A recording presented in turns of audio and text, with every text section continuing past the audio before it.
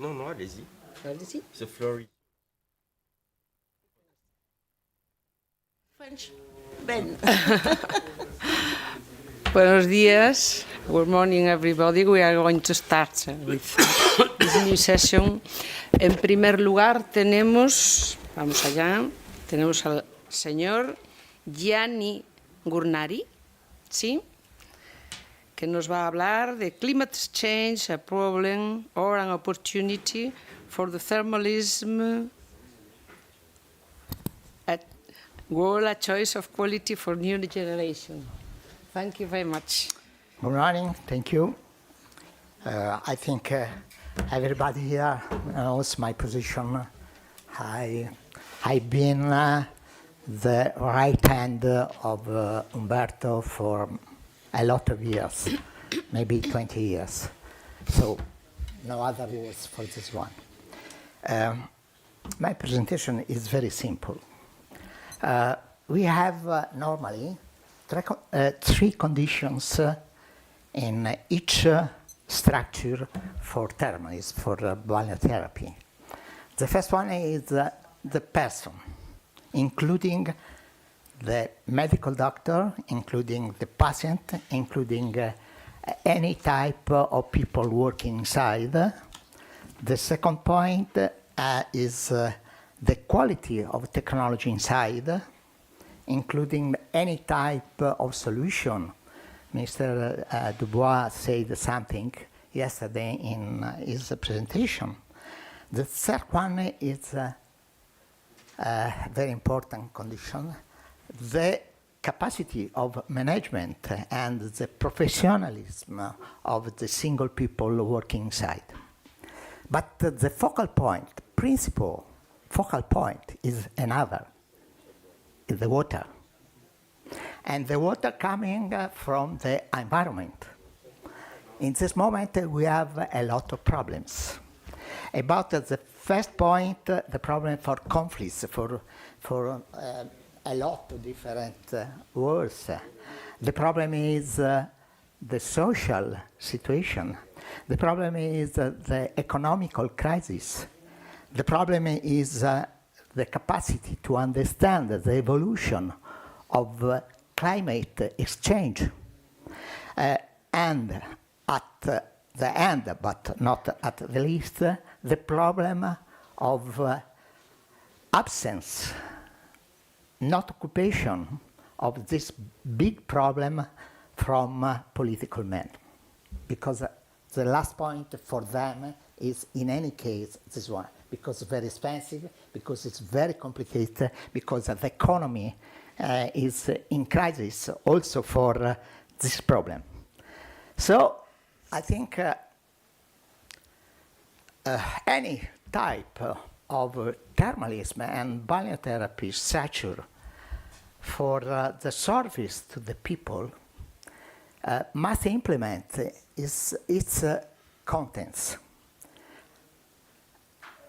More attention for water is the capacity to save the future of the thermalism. Why? Any changement on the environment kills any type of different presence of the water in the local situation. Nobody is interested for this one. Not good. The thermalism and the biotherapy must be put the maximum attention to this type of problem, because it is the most important. If you have the loss of quantity or quality of water, not depends from natural cycle, but depends only from the very low attention for this time. Item for this is very complicated, sure, but it is very important to modify and to transform the structure for utilization of good thermal water in a structure also for environment protection. It's possible? Yes, it's possible. It's expensive? Yes, it's expensive. But this one is the investment for the future, for tomorrow, not after tomorrow, for tomorrow. Because if I have a very big structure, maybe $15 million, but I haven't water, finish. We must preserve, we must content the quantity and the quality of water with very high attention, with modification of our attention about this item. The item is a big articulation of many different aspects of the team, but we must put this one in another dimension. The dimension is the capacity to governance for this type of solution. What is the solution? Only one thing: modify the attention for total environment, including landscape, including forestry, including quality of service, including the quality of wastewater with discharge in surface or in underground, stable, to recovery the quantity of thermal capacity of natural thermalism, and to recover the quantity of water for utilization inside for many different type of solution, not for drink, not for bath, but for any type of solution. For example, for water close. We spent a lot of fresh water, good water to drink, and we will put inside for discharge. Not possible. We take the water from swimming pool, we recover some part of thermic part of energy, and after the water, after some solution, technical possible solution, is possible to put inside in dual different type of solvents, two fittings, two solutions, and two results. So, we must spend better, and we must spend with attention, competence, capacity to decide the different from good and not good, from the capacity to recover any type of solution, and put attention around our center until maybe kilometers, many kilometers outside. No confusion, not possible to have other solution. Because I repeat, our problem is exchange of climate. Exchange of climate we prevent with the technical solution, with management solution, but overall with a different approach by mind to any problems. Thank you very much for this dissertation. And I can speak more if you have some query later.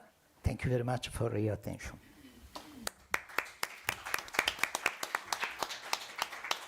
Muchas gracias por esta aproximación. Thank you very much for this talk, because all of us are worried about climate change and the use of words and so on. Thank you very much.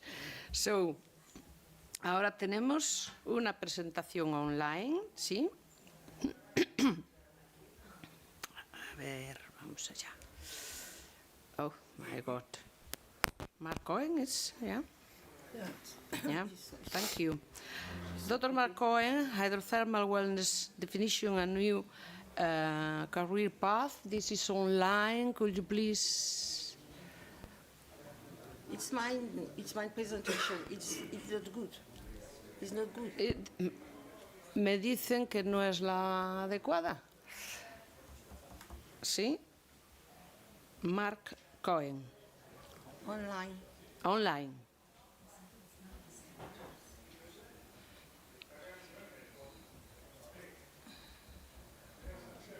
A ver si es posible contactar, por favor. ¿Está grabada? Is already recorded? Is it all recorded? I don't know. I don't know. It's my presentation. It's yours. It's mine. Okay. But it's McCohen. It's Yes. online. Yes. I hope it's online. No está conectado. No está conectado. So- Bueno, we can continue with the next or not. Yes. So we are going to present you the next topic from Marie-Catherine Talot, my friend Marie-Catherine Talot for Nancy. She is physiotherapist, president of the French Association of the Balneological France, president of French Physiologists Balneological Association, and regional councillor of Grand Est region. Marie-Catherine, the floor now is yours. And you are going to talk concerning the emerging challenges of balneotherapy in the 20th century to meet the demand of modern society through the convergence of health profession towards mid-treatment approach. Thank you. Good morning. I'm delighted to be here with you to present the contribution of Nancy. I'm here alone, but the whole Nancy is behind me. At the start of the 21st century, natural mineral water is used in France for therapeutic purpose to treat some chronic or degenerative condition during the 21 days of treatment. Significant investment in equipment and facilities in spa establishment has considerably increased the effectiveness of cryotherapy. Clinical research has demonstrated the medical service provided. In France, the shortage of doctors, this problem was raised with, this morning with Thierry Dubois and Pedro Cantista, is complicated by a shortage of physiotherapists. The national spa authorities are considering how to solve these problems and meet the needs of the patient of the future. Après, je sais pas. Disculpen, no está funcionando, por favor, no está funcionando. Hay problemas. ¿Sí? Ah, gracias. Gracias.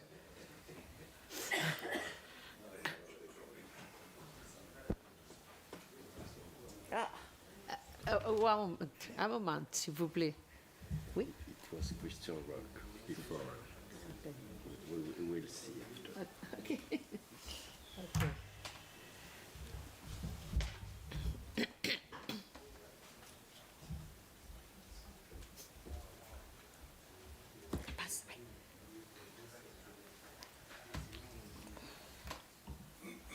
Yes, it's good.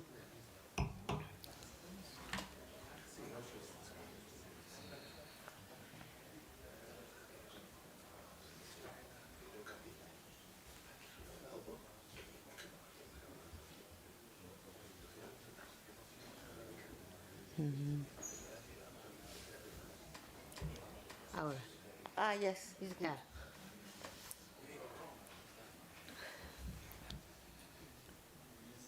Yes, stop. Yes. In France, cryotherapy treatment are provided by hydrotherapists and prescribed by the doctor of the thermal establishment and by physiotherapists descendants of bathers, massage showers, spa technicians, and gymnasts. Thermal physiotherapy is still practiced as was at the beginning of the 20th century. However, the technique and practice of physiotherapy have been continued to evolve since its creation in 1949. I spoke for France. I spoke only for France. These health professionals could contribute their skills to a wider range of patient care, taking advantage of the action of the physical laws of water and combining cryotherapy with hydrotherapy. This mix of practice in spa establishment exists in Romania. For example, Olga Sordo explained this to me.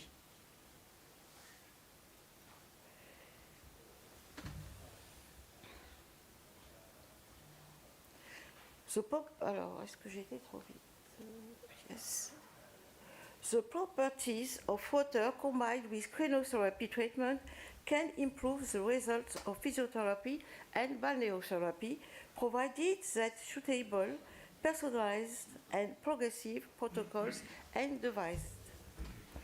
The combination of cryotherapy and hydrotherapy therefore needs to be evaluated in clinical studies that explore all possible ways in order to offer 21st century curists an innovative and promising approach. Research will be key to better understanding the mechanism of action, demonstrating the effectiveness of these treatment techniques and confirming the beneficial effect of this integrative approach.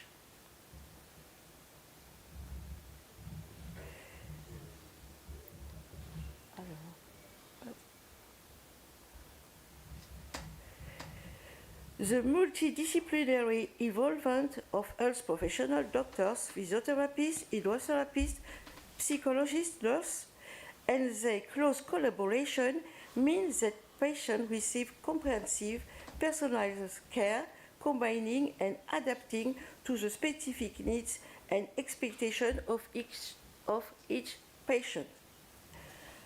However, this proactive vision of spa of the future necessarily involves redefining the scope, role, and mission of the various players involved.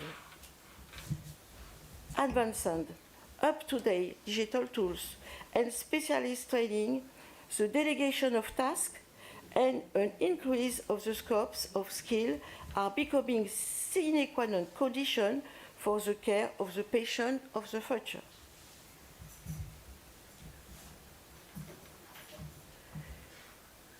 Waters creates a therapeutic environment that is conducive to rehabilitation by reducing pain, gradually restoring motor skill, joint mobility and muscle strength, and facilitating balance and weight bearing. The law of buoyancy reduces the load of the joint and facilitates movement. Hydrostatic pressure helps to reduce edema, improve venous circulation, and reduce pain and inflammation. Resistance slows down movement depending on the speed at which it's performed and the volume of water displaced. This resistance helps to strengthen muscle tone. Archimedes' thrust facilitates joint mobility by relieving the stress exerted by gravity out of the water.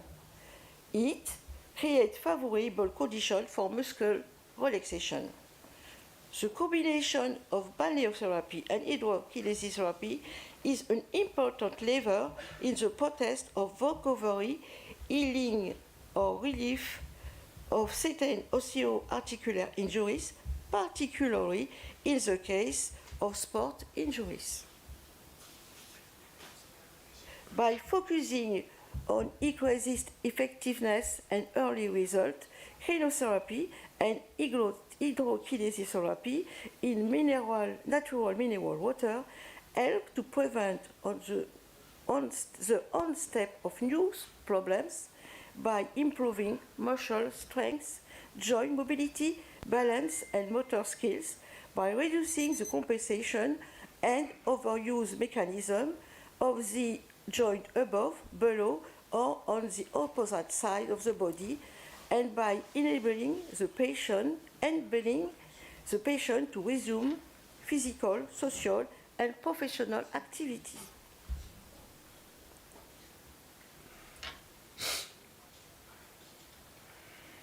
For the professional and non-professional alike, physical activity can lead to pathology, injuries, and trauma that are more or less incapacitating, often requiring re-education and functional rehabilitation. The speaker of the 8th University of Thermalism focused on 1. The relevance of treating sport people in natural mineral water for rehabilitation, recovery, optimization and re-athletization. First, two.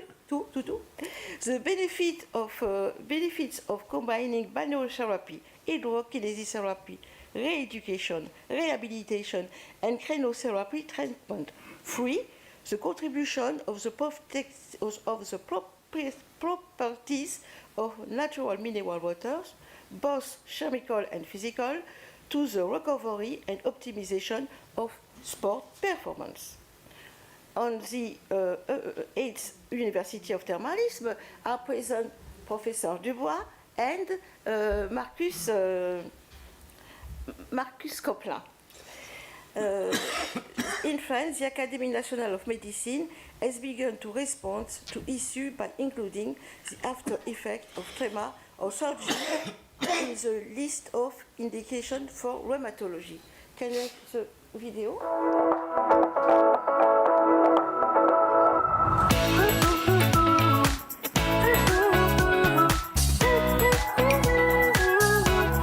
Cette 8e édition de l'Université du thermalisme, à mon avis, a eu deux points très intéressants. D'abord, le rapport entre la médecine du sport en termes de prévention, en termes de traitement et de réhabilitation, mais aussi en termes d'entraînement, le rapport du sport avec les termes. On a eu des contributions très intéressantes, surtout l'étude qui a été faite, l'essai qui est fait par le professeur Ménard et le professeur Perrin. En ce qui me concerne, c'était très axé sur l'évaluation de la posture, de l'équilibre, par des outils qui s'appellent des plateformes de posturographie qui ont servi dans les différents protocoles dans lesquels j'ai été impliqué dans le cadre de Nancy Thermal. Pour moi, cette année, c'est encore plus particulier parce que l'Institut européen du thermalisme est créé.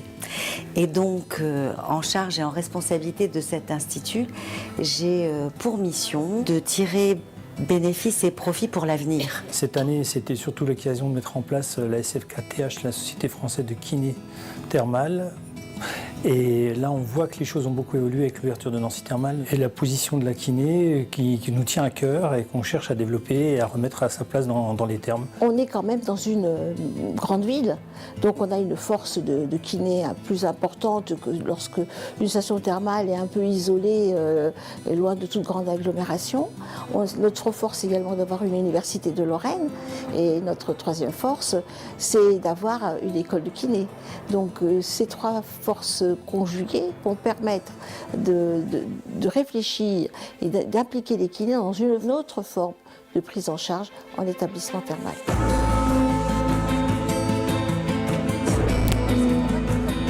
Nancy Thermal, moi je le dis comme ça va être un grand jouet. On va pouvoir ouvrir notre panel d'exercices et de travail, qu'on soit en salarié ou en libéral.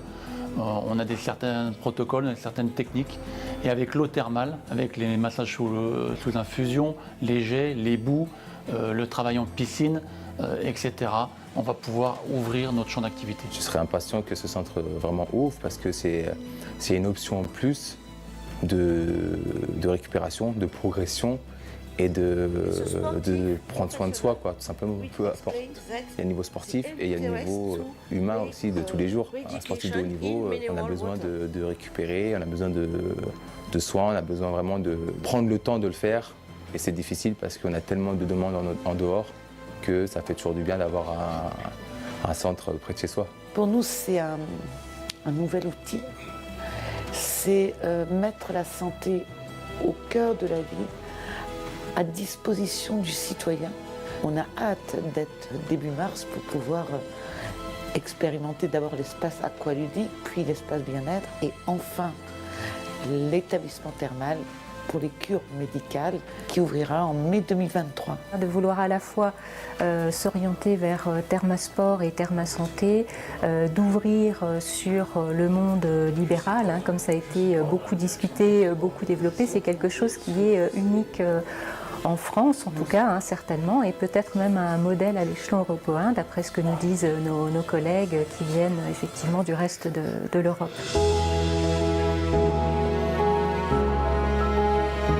innover, allier la recherche, le soin, la prise en charge, toutes les nouvelles thérapeutiques qui aujourd'hui peuvent accompagner notamment des Covid longs. Nous pouvons le faire ici parce que nous avons une longue histoire d'alliance entre santé, recherche, innovation et en nous positionnant ainsi comme la première métropole thermale française, le lien entre l'université, l'Institut européen du thermalisme, la métropole. Y compris à la région, on a soutenu cette belle étude Coviderm. Je crois que c'est une étude très intéressante parce qu'aujourd'hui on a des patients post-Covid qui sont pleins de désarroi et si ces cures thermales pouvaient trouver une réponse positive pour ces patients, ce serait une belle chose. Et la région a vraiment conscience que le thermalisme, dans son aspect soin, mais aussi bien-être, ludique, tourisme, a un vrai impact positif, en tout cas pour le territoire, et une vraie raison d'attractivité. Ainsi, le mot université est très pertinent à ce jour-là, parce qu'on est vraiment une dimension universelle dans le présent et dans le futur.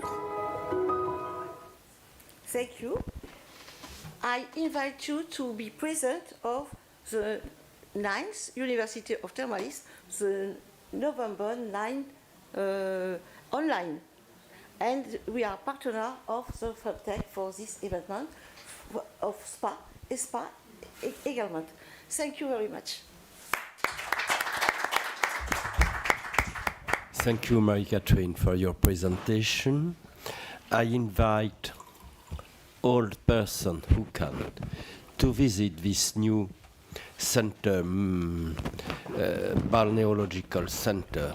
It's very, very impressive and very important, an investment of 90 million euros.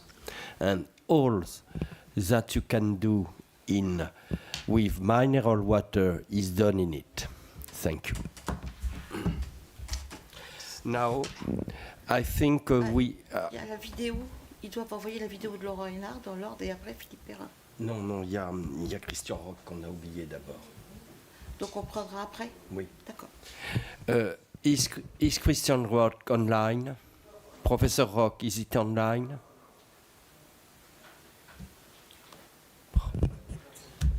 No, it's not time.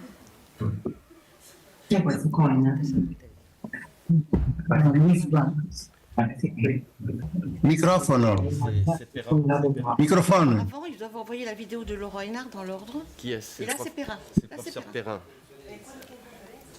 Donc, vidéo. Je connecte mon micro parce que je ne savais pas que c'était à moi de parler. J'ai cru que c'était à monsieur. Oui, c'est à monsieur Hénard, c'est la vidéo.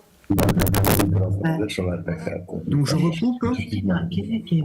Vidéo Laurent Hénard. Vidéo tout.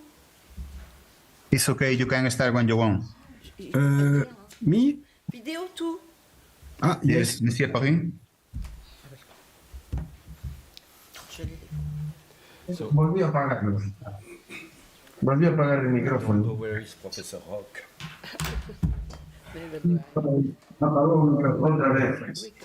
Sorry, Mr. Perrin, you have muted your microphone again. You have to activate it. Once more. Okay. Yes, it is okay, but now it's okay. Can I share my PowerPoint? I think that we are going So you are to... sharing your screen? Professor Perrin. Okay. Good morning. Right. We have technical problem, and I think that we are going to give you the floor now. But first of all, do you hear me? Do you hear me?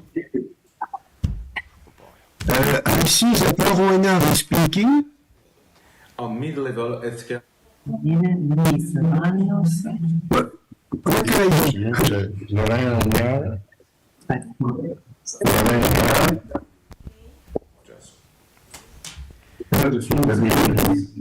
And the contributions of Professors Philippe Perrin and Didier Ménard. We can see why this report was right. Today, the role of healthcare professional is proven. We can say that it will be even more so in the near future, as France is purely lacking of doctors, and specialized doctors at that. The missions report highlights the professions, the professionals, and their environment. It also proposed actions to create new professions, taking into account existing ones. The report proposed to transform experiment, professional experiment, in state diplomas. The conclusions reached are still valid today. The distribution of healthcare professionals first, the evolution of their professions and medical practices after, and the growing need for intermediate level healthcare professions. The example set by this conference and the research carried out on the profession of physiotherapists illustrate the changes that the healthcare sector can undergo, not only in training, but also in patient practices. There is therefore a real need to redefine the perimeters of our fields of expertise in the years ahead. We need to work on making these developments more cross-functional. The example of physiotherapy and spa treatments is a perfect illustration. One has evolved without the other. The former has opened its field of expertise, increased the range of its practices and care techniques, and gained in autonomy, unlike the latter. With the work carried out by Professors Philippe Perrin and Didier Ménard on the recovery of athletes operated on and then treated at the Nancy Thermal Center, we can see the benefits. These are patients who have undergone thermal treatments and are healing better and faster. Physiotherapy, combined with thermalism, has proved its worth, and the future will see the two coming together more regularly. It's essential, according to me, that we continue to improve our healthcare system in the face of new public health challenges. I would like to lend my support to the oldest of therapies, which is evolving towards a 2.0 thermalism, not only in France, but also in Europe and all around the world. Enjoy the conference and congratulations to the Nancy team.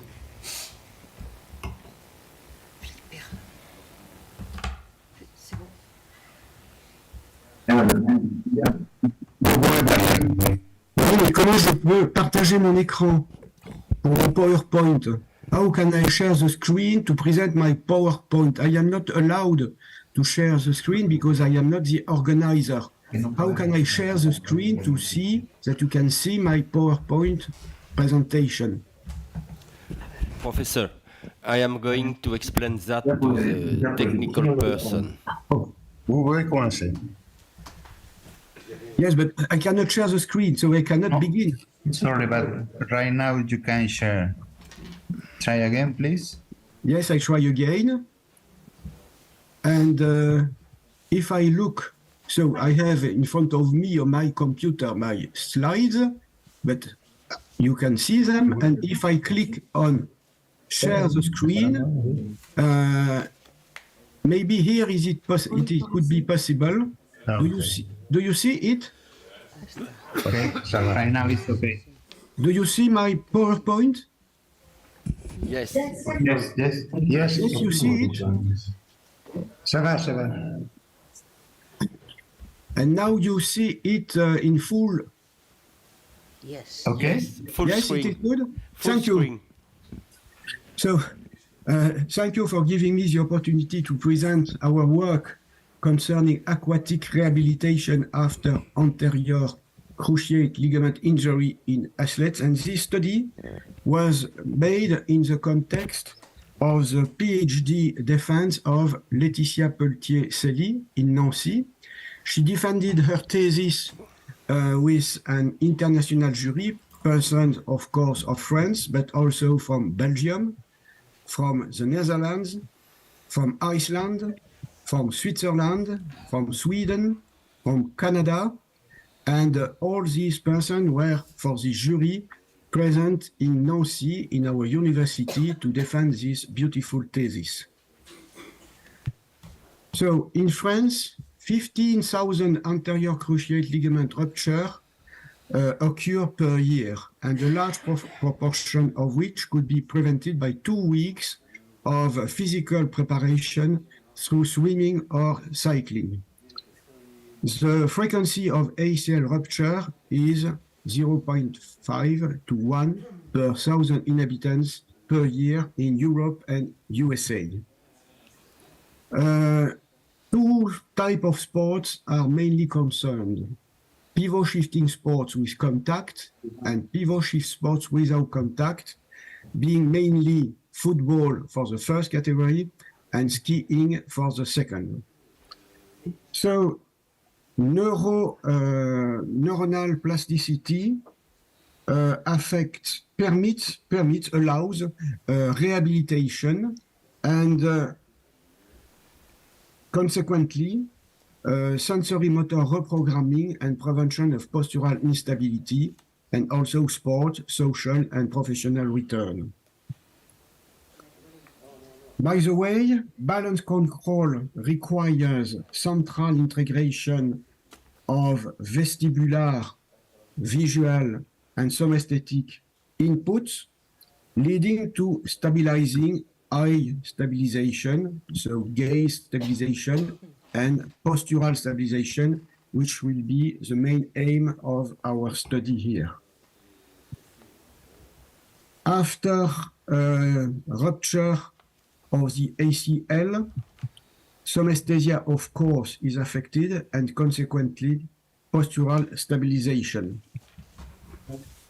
Concerning the main objective of this study, it was to compare an innovative rehabilitation program, dry part and then aquatic part, comparison with a conventional rehabilitation program, like it is indicated by the French High Authority of Health, and on kinetic and recovery and proprioceptive capacities in athletes with ACL injury of the knee.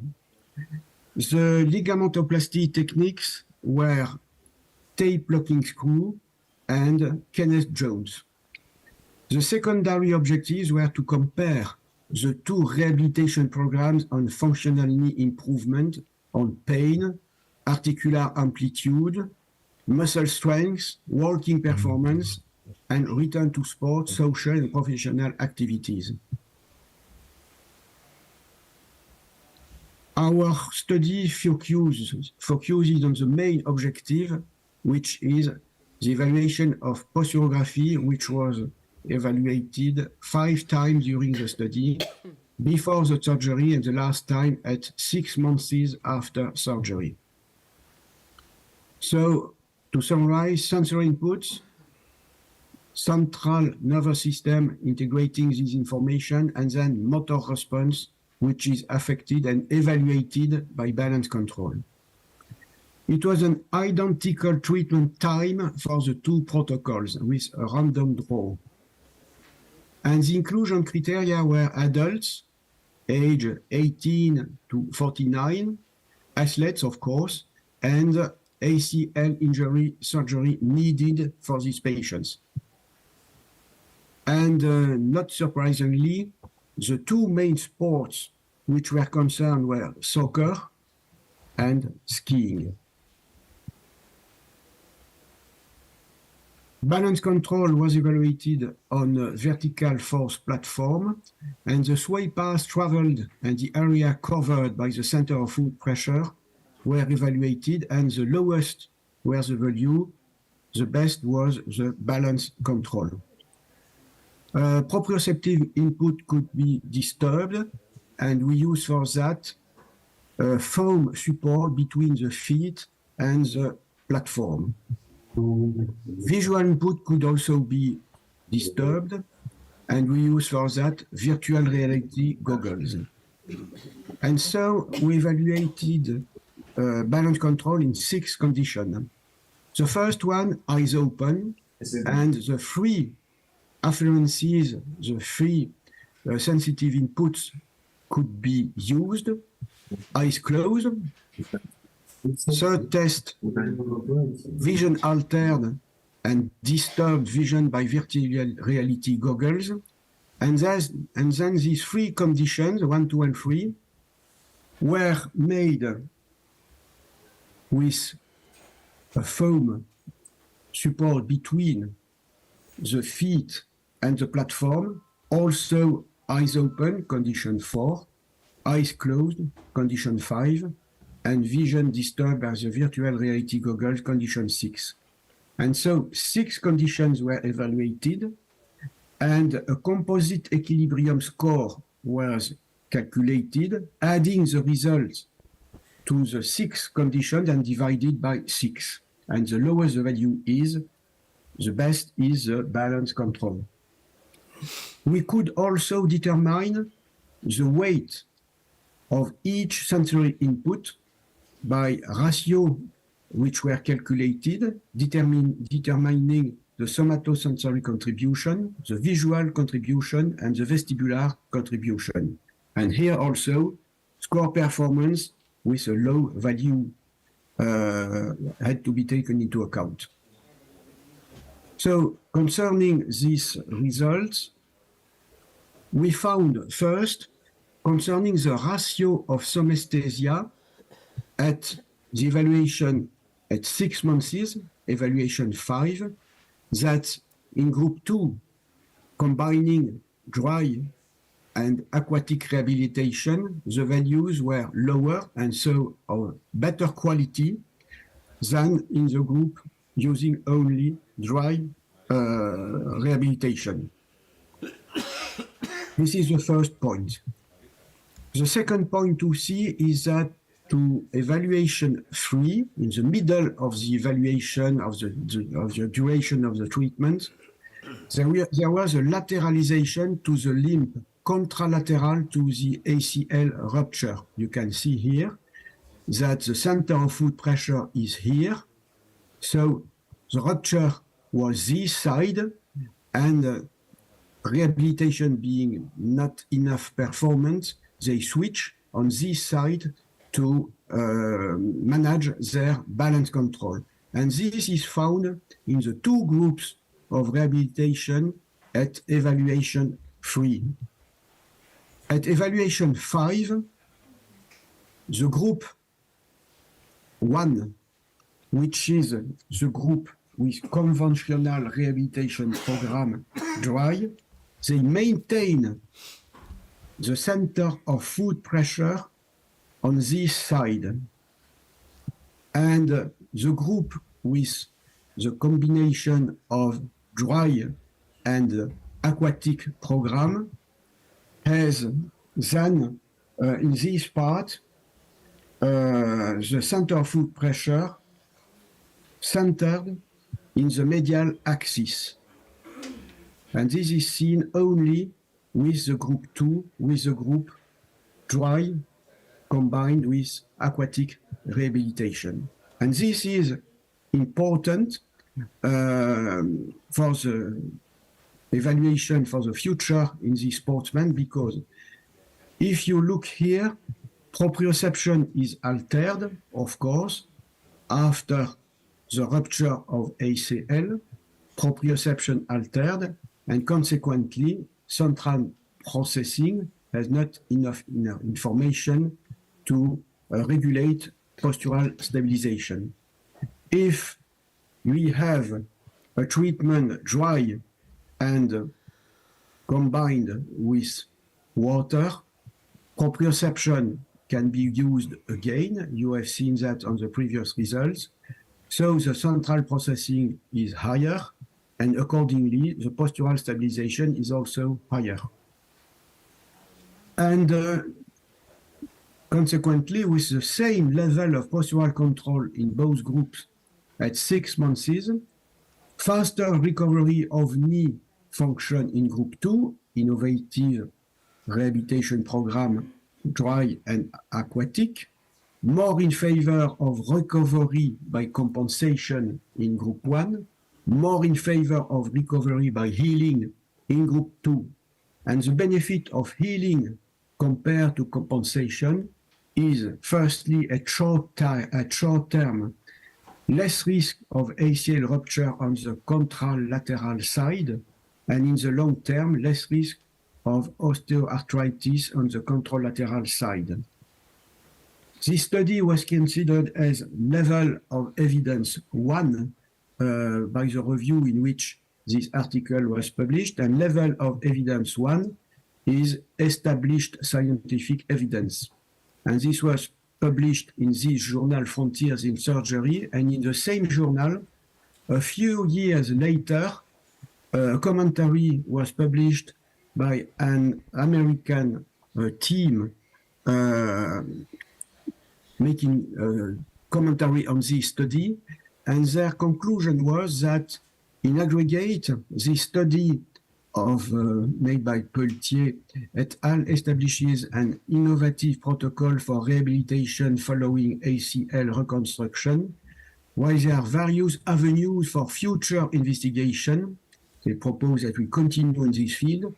The optimal direction for study ought to be on the evaluation on this hybrid protocol because two groups, on different athletic and non-athletic cohorts. So they propose that we make the same study, but comparing sportsmen and non-sportsmen, sportsmen persons. In this area of literature continues to develop, this could be an encouraging inclusion to the current ACL reconstruction rehabilitation guidelines. So it is an indication that we have to continue, it seems that, in this field. And so the Nancy's thermal spa will be sporty if we continue in this field. And this is like it looks today. Thank you for your attention, please. Thank you very much, Professor Perrin, for your very interesting survey and your presentation. Thank you. Now, I think we have Ahmed Balitar online. Yes. And thank you to Marie-Catherine Talot to have organized all this for the Nancy team, that we could present that, and this study was helped by the metropole in the period in which and the town of Nancy in the period in which Marie-Catherine was in this field.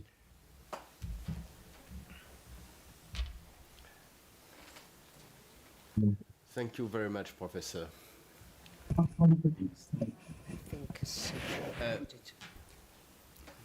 Do you have the record presentation? Yeah, I am going to. In Spanish, because I don't. La presentación está grabada, la han enviado grabada, no va a estar presente el speaker, ¿sí? Está grabada. Ahora está grabada.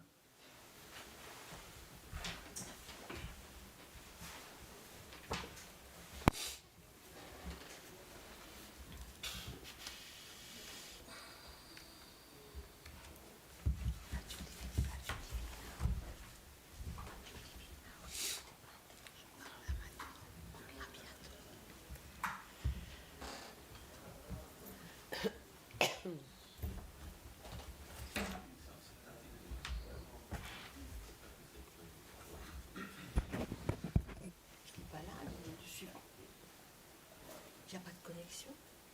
Je sais pas. Register. It's already recorded. He sent the, yeah. But they have to look for it.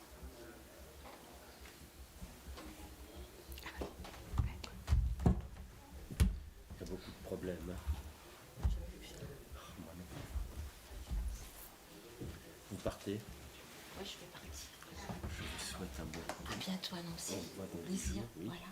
Et puis, je vous rappelle pour l'ouvrage national. Oui, oui, oui. Un article de présentation. Oui. Hein, d'accord. Bon retour à vous aussi. Oui. J'ai toujours du plaisir à vous. Merci. À vous Moi retrouver. aussi. Bonne route, soyez prudents. Et vous aussi, bon transmettrez mon amical souvenir à votre mari. Oui. À bientôt. À bientôt.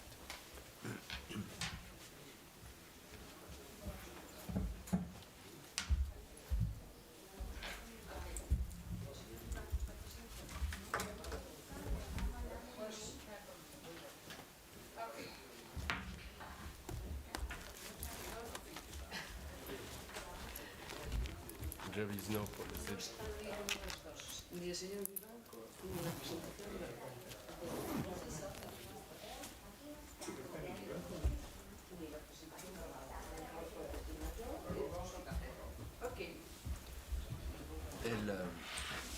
El señor Vivanco. Tampoco. Parece que hay un problema técnico, no tenemos la presentación grabada ni tampoco encontramos al señor Vivanco. No está aquí, no podemos contactarlo por teléfono, entonces vamos a continuar. Así nos vamos al café antes. Voy yo. Por favor, pónganme mi presentación. Gracias. The floor is for Dr. Morel Mosqueira Maria Lourdes. She's applied physics in University of Vigo, and she will speak concerning thalassotherapy and cosmeceuticals. The floor is yours. Muchas gracias por la invitación. Bueno, me sumo también a las condolencias por el deceso del doctor Solimeni. Y bueno, hoy tenemos un poco más que retraso, de adelanto, porque ha habido algún problema técnico. Bueno, pues hay que disculpar todas estas situaciones que ocurren en directo. Realmente el título de la presentación no cabía. Es recuperación de la piel y el bienestar después de terapias oncológicas. Y bueno, yo pertenezco al grupo de investigación que dirige el doctor Legido. Es el grupo FA2 y realmente nosotros trabajamos en el ámbito de los peloides y de la cosmética termal. Y bueno, colaboramos en proyectos, por supuesto, en termalismo y talasoterapia. Y esto ha sido más bien una demanda, una revisión científica que nos han solicitado y que ha sido publicada en Applied Science, ¿sí? Con ese título, Cosmeceuticals and Thalassotherapy, Recovering the Skin and Wellbeing After Cancer Therapies. Entonces, previamente habíamos colaborado también en un capítulo de un libro para el cuidado de la piel en el paciente oncológico. Es un tema, como bien saben, pues muy de actualidad. Y lo que hemos hecho en esta nueva presentación aquí, pues actualizar, ¿sí? estos cuidados, digamos. Como bien sabemos, aquí tenemos a muchos doctores en medicina presentes, pues hay muchas alteraciones vinculadas a los distintos tipos de terapias oncológicas, desde la quimioterapia, radioterapia, las terapias dirigidas, ahora la inmunoterapia. Bueno, pues los efectos secundarios son importantes. Esto pues trastorna mucho la calidad de vida del paciente y se busca pues buscar mejorar esa calidad de vida. Aquí tenemos resumidas las principales. Quizás las radiodermitis con sus distintos grados son las que más se describen, afectan y se publican artículos científicos al respecto. Y bueno, decir que después de varias guías, sobre todo canadienses, guías de enfermería, donde se daban recomendaciones para cuidar la piel, pues finalmente la Couture en el 2021 publica pues como un algoritmo, una guía más específica para este cuidado. Se basa fundamentalmente en lo que ya sabemos: higiene, hidratación, fotoprotección. Podemos resumirlo así. Y después, posteriormente, en ese mismo año, el grupo bueno, más que un grupo, es un trabajo amplio, un proyecto a nivel europeo del Nordic European Cutaneous Oncodermatology Management, que publican ya unas guías basadas en la evidencia, ¿sí? Donde establecen 5 puntos para los cuidados de la piel. Lo primero, pues, describen las alteraciones que se producen en función de las distintas terapias. A continuación, pues, postulan que hay que realizar una educación temprana, sobre todo en la higiene de la piel, la hidratación y la protección solar, esto que estamos comentando, que esto es importante. Bueno, también que esos cuidados, esos cosméticos, productos sanitarios o medicamentos, porque aquí estamos con productos borderline, tal como los describe la Comisión Europea en cuanto a cosméticos, ¿sí? Hablamos de cosméticos, hablamos de productos borderline que están ahí intermedios, lo que se denomina quasi drugs en Estados Unidos. Estamos en productos sanitarios y algunos ya son medicamentos, evidentemente. Yo me ciño a la parte de de cosméticos, que es mi ámbito. Yo soy doctora en farmacia y física aplicada, no doctora en medicina, ¿sí? Entonces ahí es muy importante que los productos que se utilicen pues que sean no sensibilizantes, pH cercano a la piel, que estén comprobados, etc. Y después también, bueno, establece un apartado que esto ya se lleva publicando y trabajando mucho tiempo, en el sentido, ya empezó Guaqueda hace, pues en el 2008 más o menos, que el maquillaje de camuflaje ayuda. Entonces eso también pues, se ha establecido como otra parte del protocolo del cuidado. Es decir, ayuda a mitigar las lesiones, ayuda a tener mejor aspecto, mejorar la autoestima, y esto se considera que es importante también. Vamos rápidamente entonces primero con los cosmecéuticos y luego brevemente con la talasoterapia. Y aquí dentro de los cosmecéuticos pues tenemos muchos ingredientes activos, pues todo el mundo conoce, pues aceites, mantecas, compuestos lipídicos, sí, como regeneradores cutáneos, y sobre todo para el principal problema que es la sequedad, la serosis, etc. También es de sobra conocido el ácido hialurónico como filmógeno, porque además interviene también, está demostrado que ayuda en la cicatrización, protección cutánea, hidratación. Los antioxidantes, sabemos que la quimio y la radio, sobre todo la quimioterapia y la radioterapia, producen muchos radicales libres, pues tratar de contrarrestar. Estamos hablando siempre de que la mayor parte de los productos se van a utilizar antes de los tratamientos, algunos muy pocos durante los tratamientos, y después mucho después de los tratamientos oncológicos, porque lo que se busca es recuperar la piel, recuperar la barrera cutánea, que es quizás de lo más importante, y es la cosmética ahora mismo y el cuidado de la piel está más focalizada en reparar la barrera cutánea cuando hay un problema que en tratamientos muy agresivos, vamos a decir. Entonces, antioxidantes, ácido lipoico, etc., extractos de plantas también. Aquí hay muchísimos estudios en las revistas de medicina natural, vamos a llamarle, muchas plantas, calmante, antiinflamatorio. Bueno, el caso del aloe es bastante controvertido, hay guías de enfermería que ni siquiera lo recomiendan porque hay personas alérgicas al aloe, a la aloína. Otros autores dicen que lo que ocurre es que si se cultiva en unas condiciones no ecológicas, donde el terreno pues, puede estar contaminado, etcétera, etcétera, ahí está el problema. Pero bueno, tampoco se ha observado que sea más eficaz que una emulsión de fase externa acuosa. Por tanto, ya hay algunas guías que ni siquiera recomiendan el aloe. Todo el grupo de vitaminas que vamos a decir, ¿sí? Bastantes formulaciones combinando las vitamina E con la C, que es la más antioxidante, pues está muy en boga ahora, digamos, la niacinamida, por su acción antiinflamatoria, el pantenol también, desde hace muchos años conocido, ¿no?, por su capacidad hidratante sobre todo, pero bueno, combinaciones de distintas, y a nivel cosmético, la D, calcitriol solo, porque no está permitido, se considera un medicamento, claro está, entonces no está permitido en cosmética más que el calcitriol. Las aguas termales, que vamos a decir, ¿no? Ya hay muchos proyectos. Realmente cuando estuve investigando para hacer esta revisión, los tratamientos que encontré fueron en los balnearios. Esta es otra revisión pendiente, ¿verdad? Toda la oncología, los tratamientos posoncológicos que estarán realizando en los balnearios, sobre todo balnearios franceses. Hay bastante investigación, sobre todo para recuperar, es más oriental la rehabilitación después del cáncer de mama. Pero bueno, todos sabemos que las aguas termales en general, las que más se están utilizando son de baja mineralización y media, ricas en magnesio, zinc, selenio, los antioxidantes clásicos y antiinflamatorios. Las arcillas también, no es que haya mucha investigación al respecto relacionada con la oncología, pero sí sabemos que su capacidad antiflogística, antiinflamatoria, y hay alguna experiencia en algún balneario, solo que no está publicada.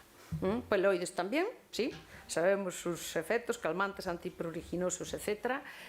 Marinos no es que haya muchos, pero sí, y destaca evidentemente el mar muerto, que es el que más estudios tiene, aunque últimamente vemos pocos. Vemos alguno de cosmética, sí, hay uno de este año de DAI, de cosmética, pero como antiinflamatorio, regenerador, pero se está aplicando menos. Otros, el beta-glucano, que pues, se ha demostrado que es un inmunoprotector. El ácido salicílico se está utilizando mucho sobre todo para el síndrome mano-pie, porque ahí hay una hiperkeratosis tremenda y está funcionando, solo que en cosmética está permitido hasta el 2%. partir de ahí ya sería un producto sanitario, un medicamento, como se haya registrado. También la melatonina como antioxidante y reguladora de la función mitocondrial. Bueno, de las algas habría que estar aquí 3 días hablando. Para el próximo congreso traeremos algo. Bueno, aquí está la doctora Mejide, que también hizo algún estudio con un grupo de investigación de nuestra universidad del Fucoidán. Sí, bueno, es un mundo impresionante. Ahora mismo hay mucha investigación a nivel médico también. Entonces, uy, ¿qué ha pasado aquí? Me han quitado mi presentación. Bueno, continúo. ¿Me pueden volver a poner la presentación, por favor? Sí, bueno, estábamos hablando de las algas. Es la próxima presentación. Es la próxima. Si pueden, por favor. Ah, sí, muchas gracias. Sí, bueno, estábamos, creo que aquí. No va hacia atrás. Bueno, pues va al revés. Ahí estamos. Ay. Vamos, ahora, sí, muchas gracias. Estos son los directos, ¿verdad? Bueno, estábamos comentando, esto ya lo habíamos visto, sí, las vitaminas también, sí. Estábamos comentando la melatonina, vamos entonces por las algas, ¿sí? Bueno, desde todos los polisacáridos, que son unos filmógenos e hidratantes fantásticos, pues sabemos, por ejemplo, que los alginatos también intervienen en la cicatrización, el porfirán es antioxidante, los betaglucanos, que ya lo hemos comentado, para mejorar la función inmune, los laminaranos para la cicatrización, pero ya vemos, fenoles, polifenoles, pigmentos, ácidos grasos poliinsaturados, es quizás de donde más investigación hay. No me voy a detener porque esto está publicado y lo pueden ustedes consultar, ¿sí?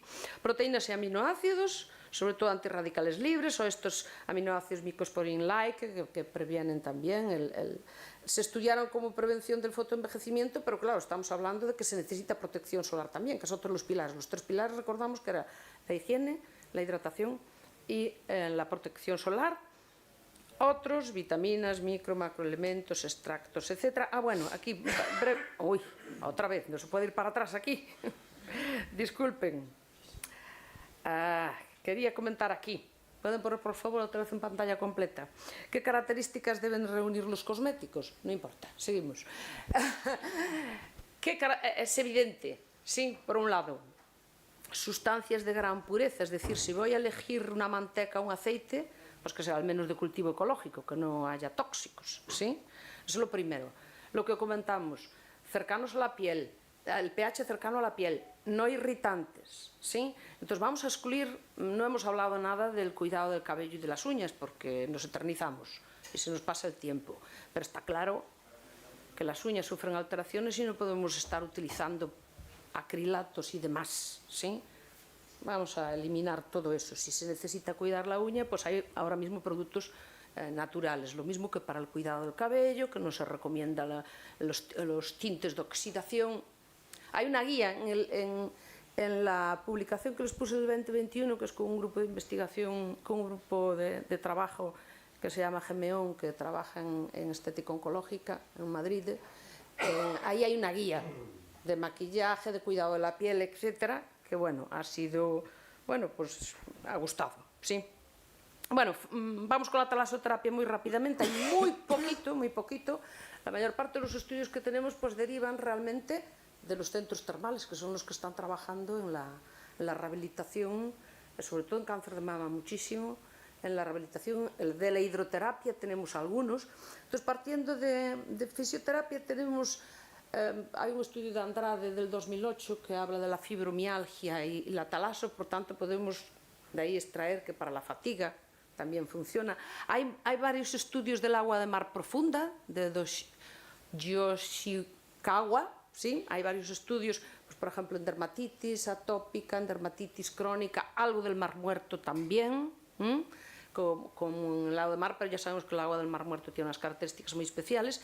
Y después, resumiendo mucho, algunos estudios sobre la mejora de la fatiga, el estado de ánimo y el sueño, el linfedema, que ya se ha hablado aquí también en este congreso, de la mejora de la calidad de vida, también en pacientes con cáncer de mama, y después algo de la mucositis y las dermatitis con productos formulados de mar muerto, y este que está aquí citado, pues es uno de los últimos de este año, del 2023, que bueno, nos puede servir de orientación a la hora de los cuidados con agua de mar. De todas formas, desde mi humilde punto de vista.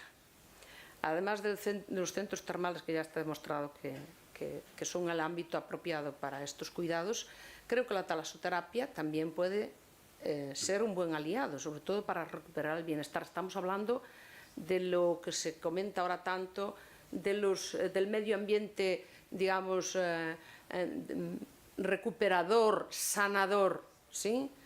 El emotional healing, etc. Por tanto, yo creo que los centros termales y también los centros de talasoterapia pueden ser un buen aliado y sería un campo que puede crecer en este sentido. Sí, con esto, bueno, acabamos. Le doy las gracias por invitarme de nuevo y quedo a disposición. Gracias. Thank you very much for your kind and interesting presentation concerning thalassotherapy. And now we have, I think, online.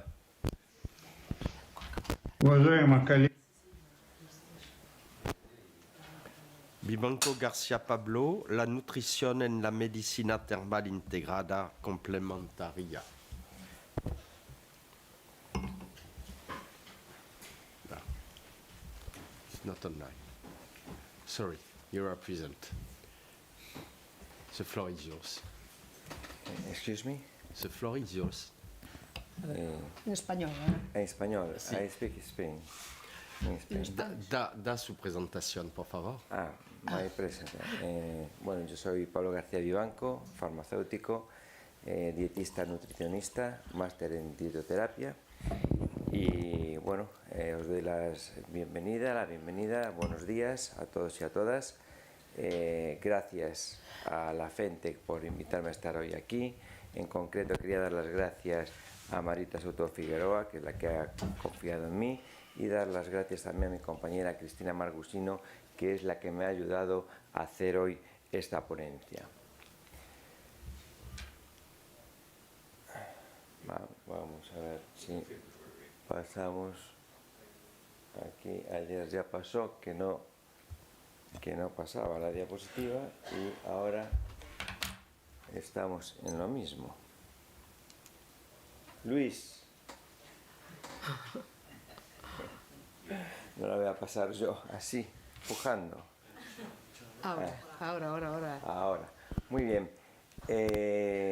Según los últimos datos de la Organización Mundial de la Salud, hay un aumento claro de las enfermedades crónicas, como puede ser la diabetes, el cáncer, determinados tipos de cáncer, enfermedades cardiovasculares, dislipemias y también enfermedades relacionadas con la mente, enfermedades mentales. Por eso es importante que la balneoterapia del futuro se adapte a este contexto y podamos profundizar y potenciar el balneario como un lugar ideal para la promoción de salud. Por eso tenemos que profundizar en lo que es la cura termal. La cura termal, además de utilizar las indicaciones terapéuticas de nuestras aguas termales, utiliza también otros factores externos dentro de lo que es la salud, ¿no? Que actúan de una forma epigenética. Por eso siempre queremos que la cura termal tenga un mínimo de 3 semanas. Hablamos así de nutrición, hablamos de actividad física, hablamos también de educación sanitaria. Necesaria un tiempo para poder ver los resultados de esa implementación saludable. Podemos aquí en Ourense servir piloto para poder de alguna manera implementar estas curas termales de la balneoterapia del futuro. ¿Por qué? Bueno, Ourense es la capital termal de España y luego la alimentación aquí es puntera, así lo acabo de decir en mi último artículo en Ourense. Realmente la longevidad en el mundo, bueno, hay varias regiones donde se es muy longevo, como Okinawa, Icaria, Cerdeña, también en Italia. Tenemos Loma Linda, porque es una comunidad adventista.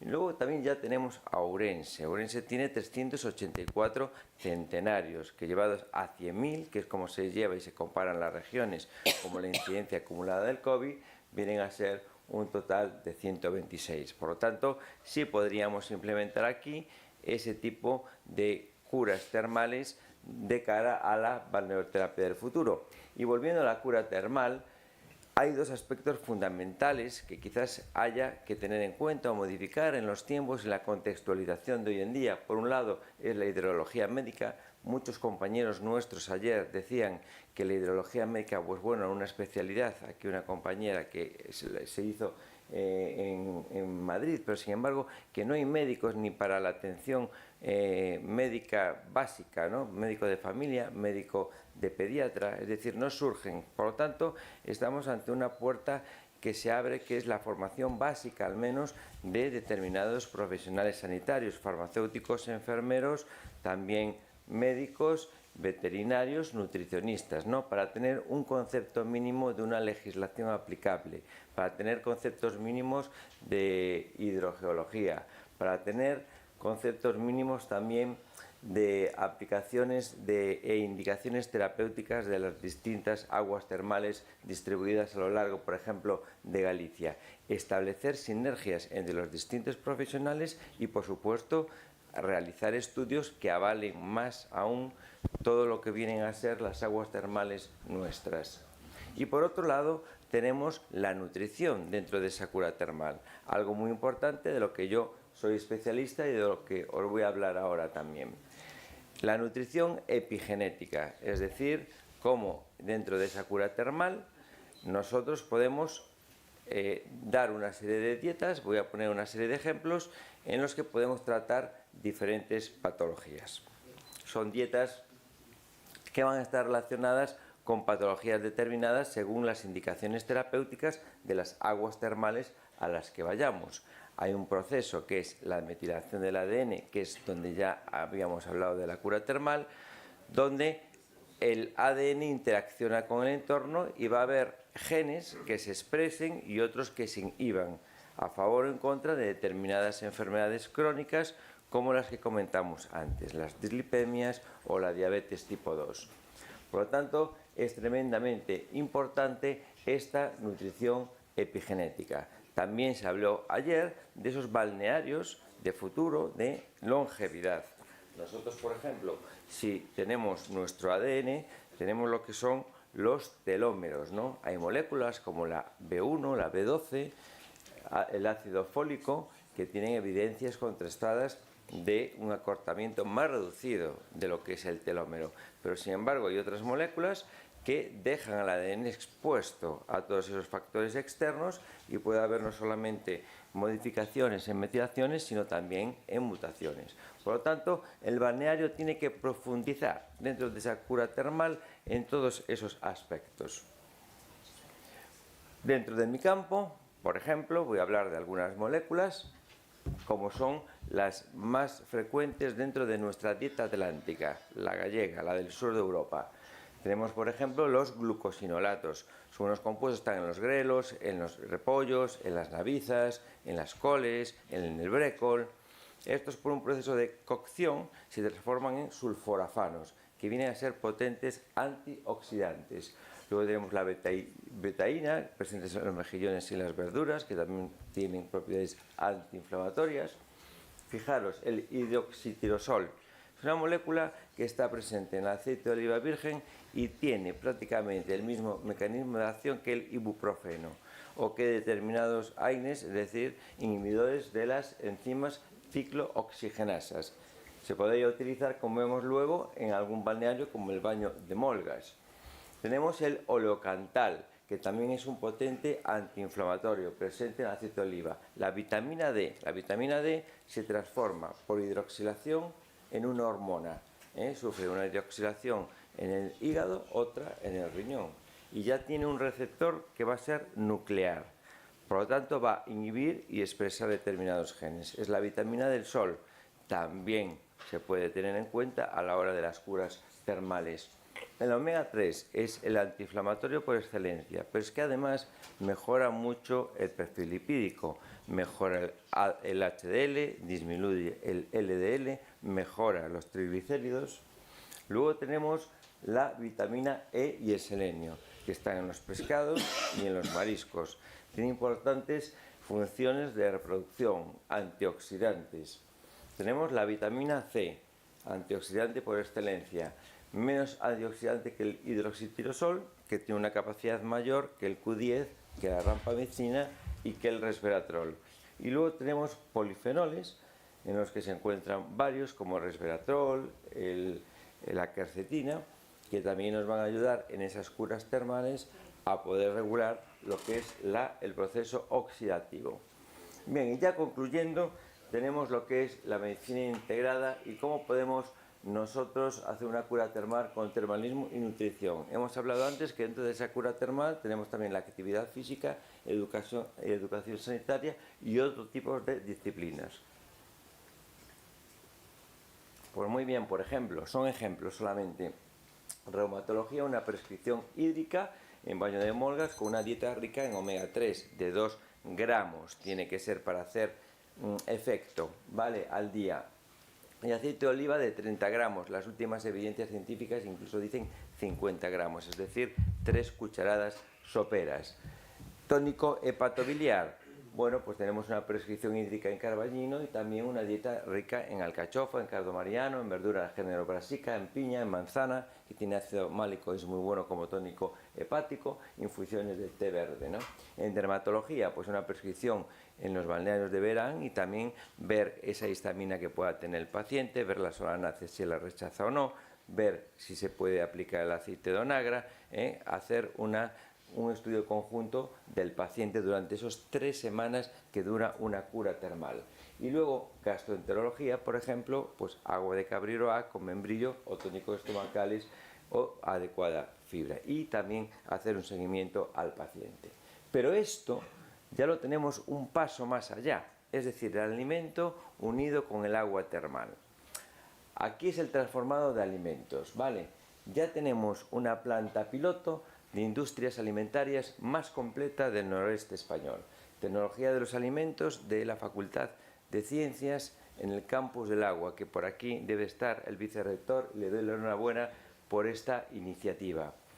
Y esto ya es una evidencia, es decir, ya se hacen, por ejemplo, helados con un 50% del agua termal. Evidentemente habría que estudiar ese agua porque no vale para todos los públicos, con bioactivos funcionales que hemos hablado de la nutrición, como puede ser el aceite de oliva virgen o puede ser también la cúrcuma.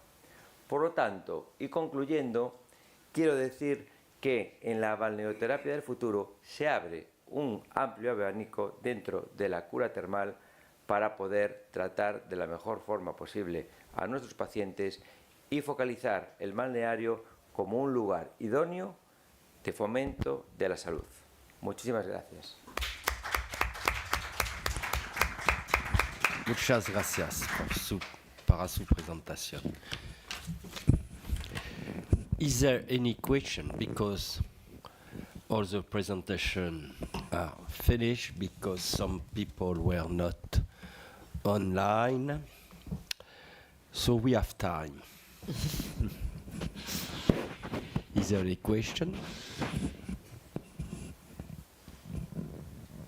No? If not, we are going for the coffee break.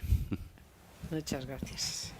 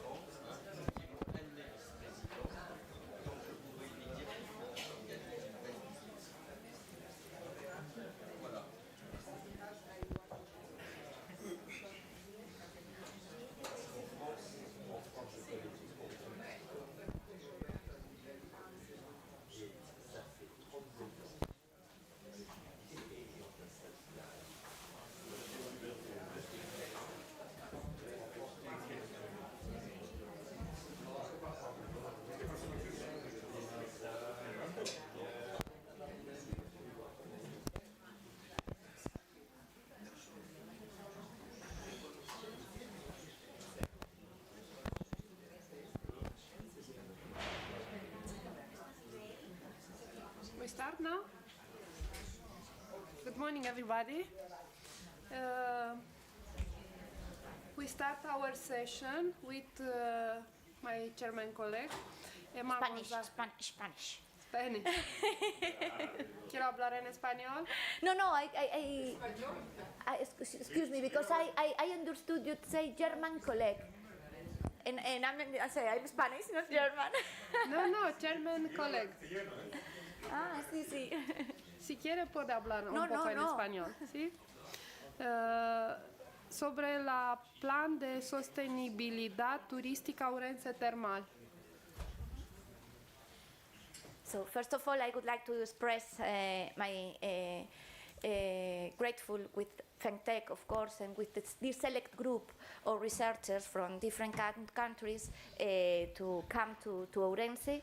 I was proud to introduce in the last Congress in Bologna the venue to receive this Congress, this edition here in Spain, in our province, in our thermal province, Ourense, and I would like also to express my warm regards to the family of Umberto Solimeni and all the family of FENTEC, and I know that he was the person who decided that the Congress venue will be Ourense in this 2023, and so we have a very special connection, and I would like that you will always have a special connection with Ourense too.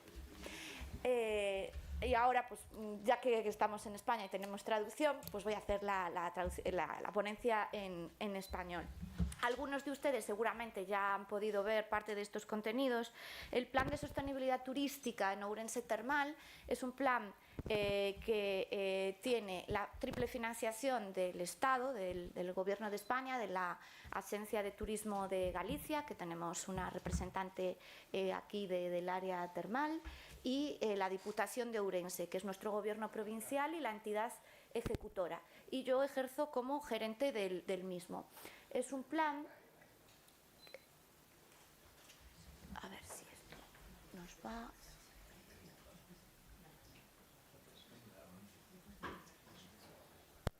Sí, a ver.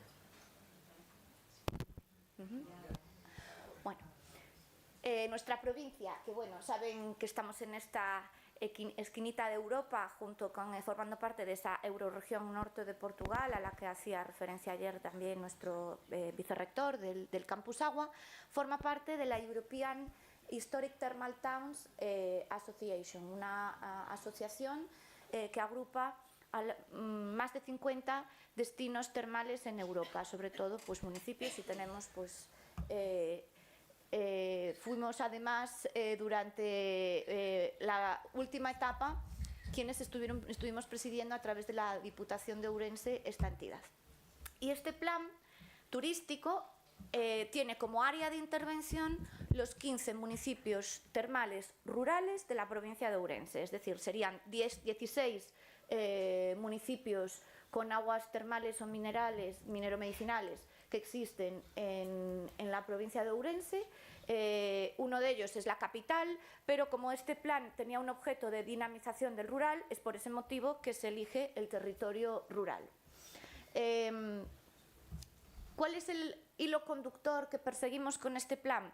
Trabajar en el desarrollo de un modelo turístico que armonice los dos modelos que tenemos de termalismo en la provincia.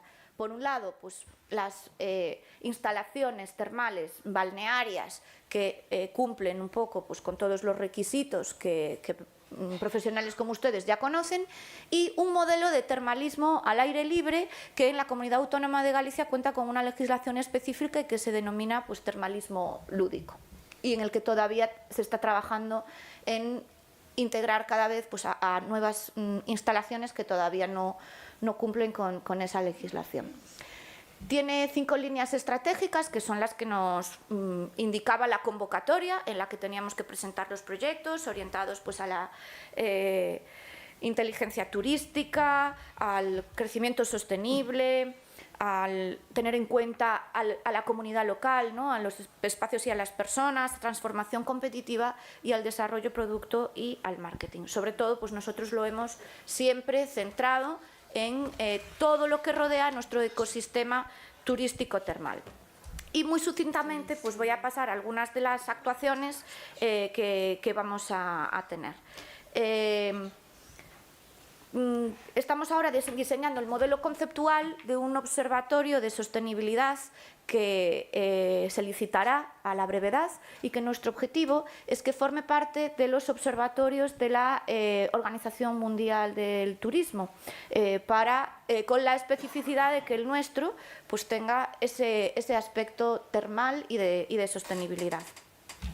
Hemos iniciado el sistema integral de calidad turística en destino, que en la provincia de Ourense, precisamente por el destino Ourense termal, y ya pues tenemos más de 30 servicios turísticos o certificados, son 25 ya certificados y estamos avanzando, digamos, en estos años, y dentro de ese grupo, donde los servicios turísticos, pues está toda la oferta que rodea, también por supuesto las instalaciones balnearias, pero también la oferta complementaria, servicios también de bienestar asociados, de gastronomía, de movilidad y demás, y hemos creado un grupo de mejora de sostenibilidad en ese ámbito, lo cual creo que es bastante además innovador, aunque nos parezca, porque estamos hablando de muy pequeñitas empresas en la mayor parte de los casos, no en el caso de los balnearios, pero sí en el caso pues, del resto del tejido, y creo que involucrarles en ese grupo de trabajo ha sido pues, un proceso bastante transformador. Y con Smart Thermalism nos referimos a la parte de digitalización. En el marco del proyecto, pues ya está construida una oficina virtual de turismo y termalismo para poder ofrecer pues, una atención 360 días al año, 24 horas al visitante, y que ahora estamos entrenando a nuestro chatbot termal para que pueda pues responder pues, a las preguntas que normalmente un visitante nos puede hacer, y poco a poco queremos trabajar en que sea más especializado. Y también en un marketplace en el que comercializar pues, nuestros productos y servicios turísticos, creando y generando pues, sinergias entre las diferentes empresas del territorio. Bueno, este es otro de los proyectos que tiene sinergias, en el que no me voy a parar, de un proyecto de digitalización turística. En crecimiento sostenible pues, tenemos dos actuaciones, una de ellas está relacionada con la creación pues, de ecobarcos, que en algunos son pequeñas embarcaciones eléctricas de 8 plazas, 2 ya los tenemos funcionando, en estos momentos se están licitando otros 3, y estos ecobarcos son un sistema de movilidad sostenible conectando pues, las instalaciones termales. En este caso encontramos un ejemplo en el balneario de Arnoya, con otros recursos naturales y turísticos y patrimoniales del entorno, ¿no? También encontramos otro ya funcionando en otro de nuestros embalses, en la reserva en el Parque Natural del Ourense, donde conecta pues, otro sitio arqueológico que tiene aguas termales y que es Bande con Muiños. Y como decía, pues tenemos otros 3 ahora en proceso de licitación. Y la parte de la puesta en valor de la dermocosmética. De hecho, pues trabajamos con el grupo de investigación, está aquí la doctora Lourdes Mourelle, trabajamos con su grupo, con la Universidad de Vigo y su spin-off. El año pasado pues, se analizaron 3 posibles fuentes en las que partir de esa cosmética que llevará amparada la marca Ourense Termal y que nos ayudará un poco a promover el destino y los valores y los recursos endógenos de nuestro destino, ¿no? Estamos ahora con el proceso de los análisis minoritarios y demás, y esperamos tener el próximo año pues ya esa cosmética, que el objetivo que tenemos desde el punto de vista turístico, como digo, es que nos ayude a crear esa simbología con el destino termal. Bueno, esto es un ejemplo del ecobarco en nuestro entorno, y un poco en la línea con lo que se ha venido trabajando en la sala y presentando, de ese aspecto de que la conexión de la acción del agua mineromedicinal también con el entorno, con la alimentación, pero también con las experiencias, ¿no?, asociadas que puedan tener nuestros visitantes pues en un espacio relajante y en conexión con la naturaleza.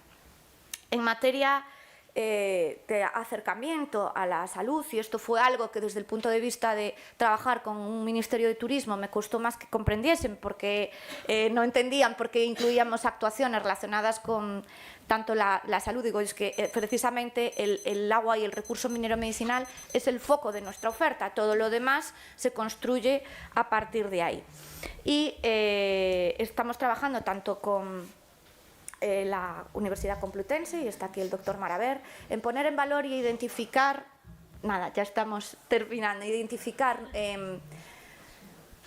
otros manantiales que puedan, más allá de los que ya existen en los balnearios, que puedan tener un futuro desarrollo, priorizando pues aquellos que tienen unas particularidades o unas indicaciones terapéuticas más valiosas, y también dándole forma pues, a un estudio, y está aquí la doctora Rosa Meijide y otros médicos hidrólogos de Galicia, en el que analizar cómo fue la respuesta al COVID de aquellos pacientes y usuarios de los balnearios, para que a partir de ahí podamos, con esos datos, sacar algunas conclusiones y planificar algunos prototipos, igual no es la palabra adecuada, que no me permitan yo como no soy médico, o algunos tratamientos con un enfoque preventivo que pudiésemos impulsar de nuestro territorio, que pudiesen formar parte de esa oferta especializada. También estamos trabajando, y de hecho se acaban de licitar, nuevos sondeos de investigación en puntos clave de la provincia para impulsar nuevas instalaciones termales a futuro. Uno de ellos es en el manantial histórico de Berín, Caldeliñas, que tiene una declaración histórica de 1850, y ahora pues puedo decir que está adjudicada la obra para hacer el sondeo, que sale ya un sondeo preparado para un futuro desarrollo, y esperamos conseguir esa declaración de agua minero medicinal, también en otros puntos de la provincia, y un programa de emprendimiento y apoyo.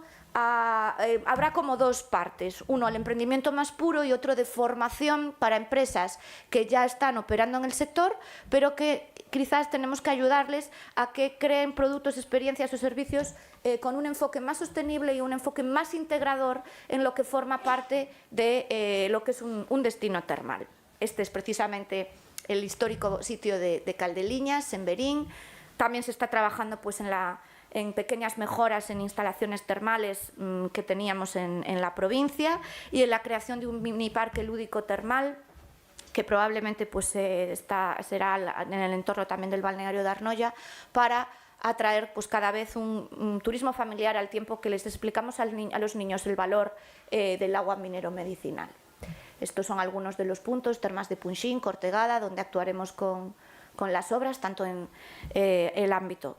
No me voy a detener más, desarrollo de producto, senderos termales, en el caso pues, de Ribadavia, que es un lugar también emblemático. Tenemos unas termas por las que pasan más de 50.000 personas el año, y un casco histórico con la judería más importante de España. Sin embargo, no se conecta, esos visitantes a las termas no se conectan con el casco histórico, y tenemos un plan director para crear ese sendero, un plan de comunicación, y bueno, también trabajar con productos especializados como el termalismo deportivo y sus indicaciones para los deportistas que aprovechan los recursos de nuestro entorno y que con tratamientos y estancias en nuestros balnearios. Es un plan de 3 millones de euros, algo más, y cualquier pregunta pues estaré encantada de resolverla. Muchas gracias. Thank you. Thank you, dear Emma, for interesting plan and for beautiful photos. And good luck. Thank you so much. Next. Yeah, Next presentation. Marcus Kaplan. Yeah, please.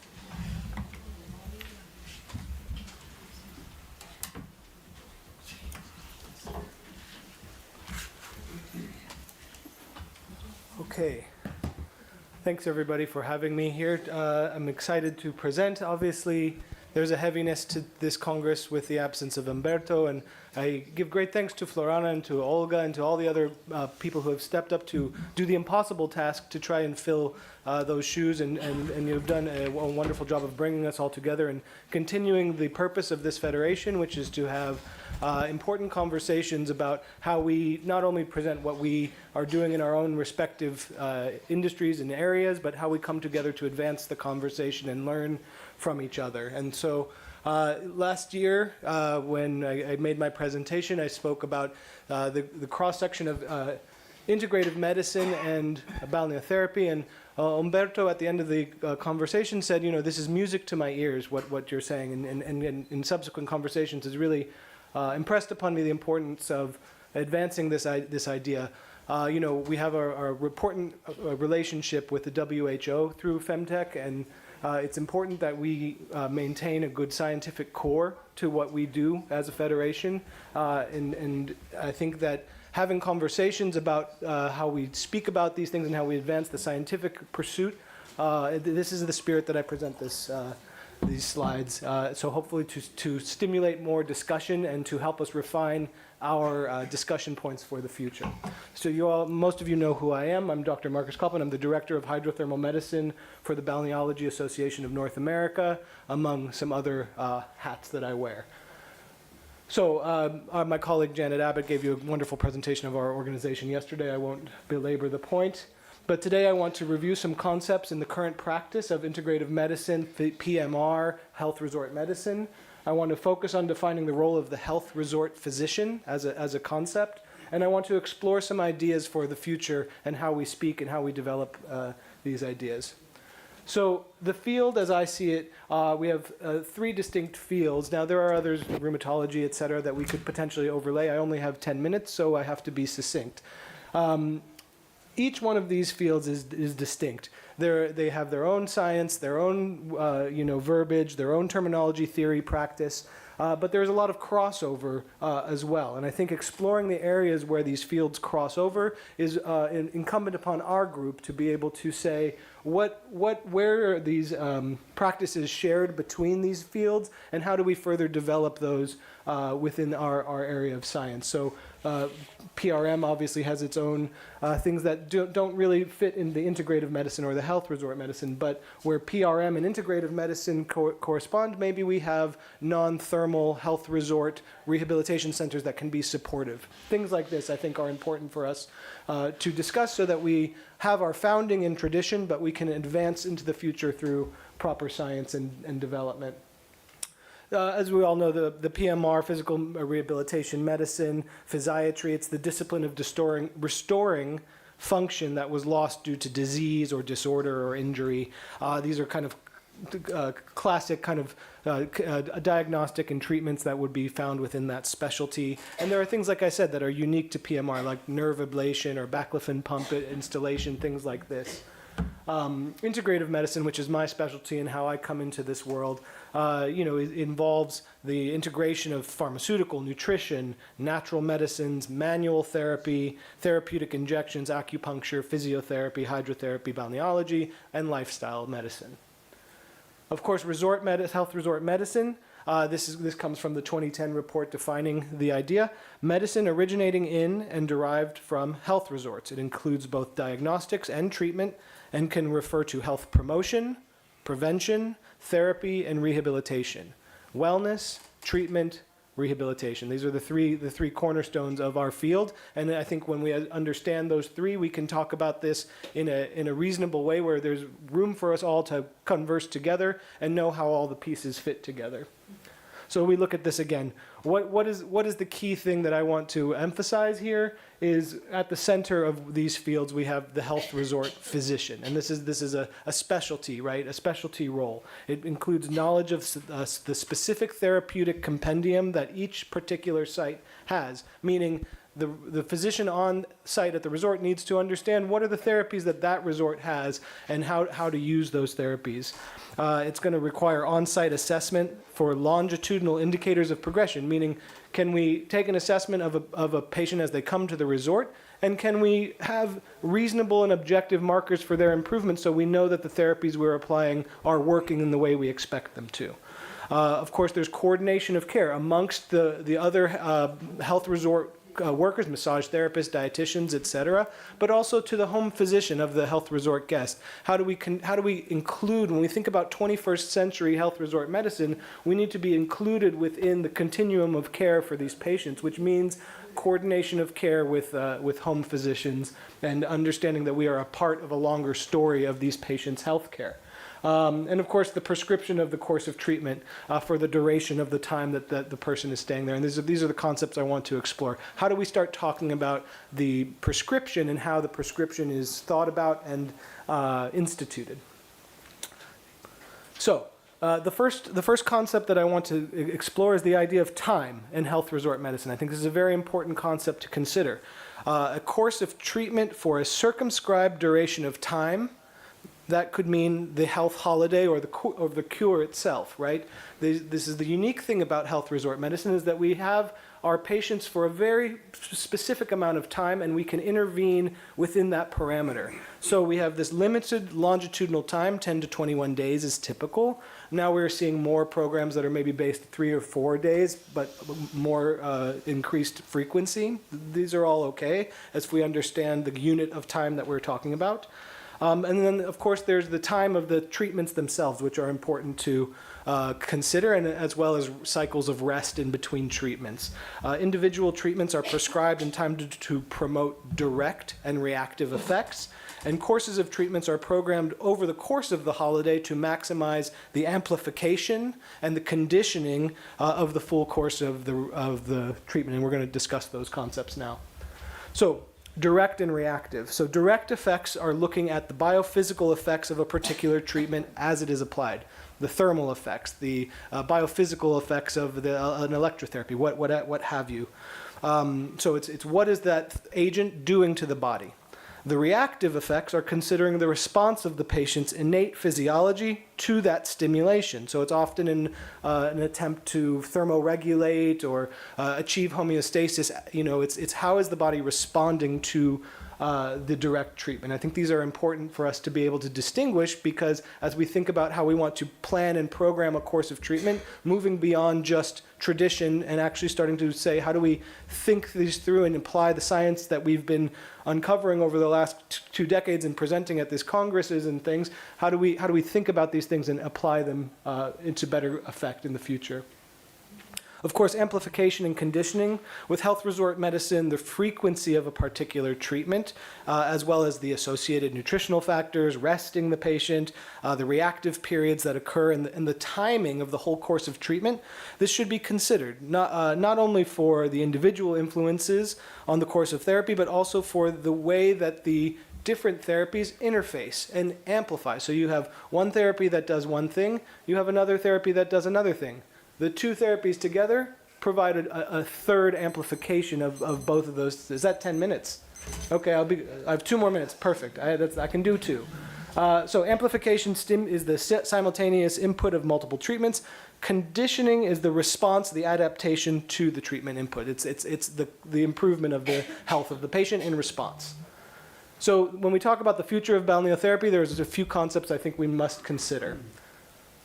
One is the concept of salatogenesis. It's a difficult word, but it's the orientation to human health that examines the factors contributing to the promotion and maintenance of physical and mental health well-being rather than disease. One of the traps that we have in the scientific paradigm we are in is that we think of balneotherapy in the same kind of classification as a drug therapy. When we think about how we are classifying these things, we're thinking of it the same way we would maybe consider a pharmaceutical. I think if we start to reorient towards salatogenesis, it gives us more room to expand our therapies and to be patient-specific, each patient as opposed to disease treatment.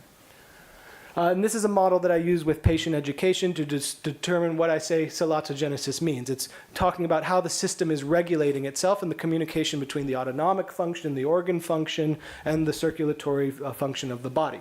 When these things are able to communicate effectively and regulate the health, it can resist stress, resist disease.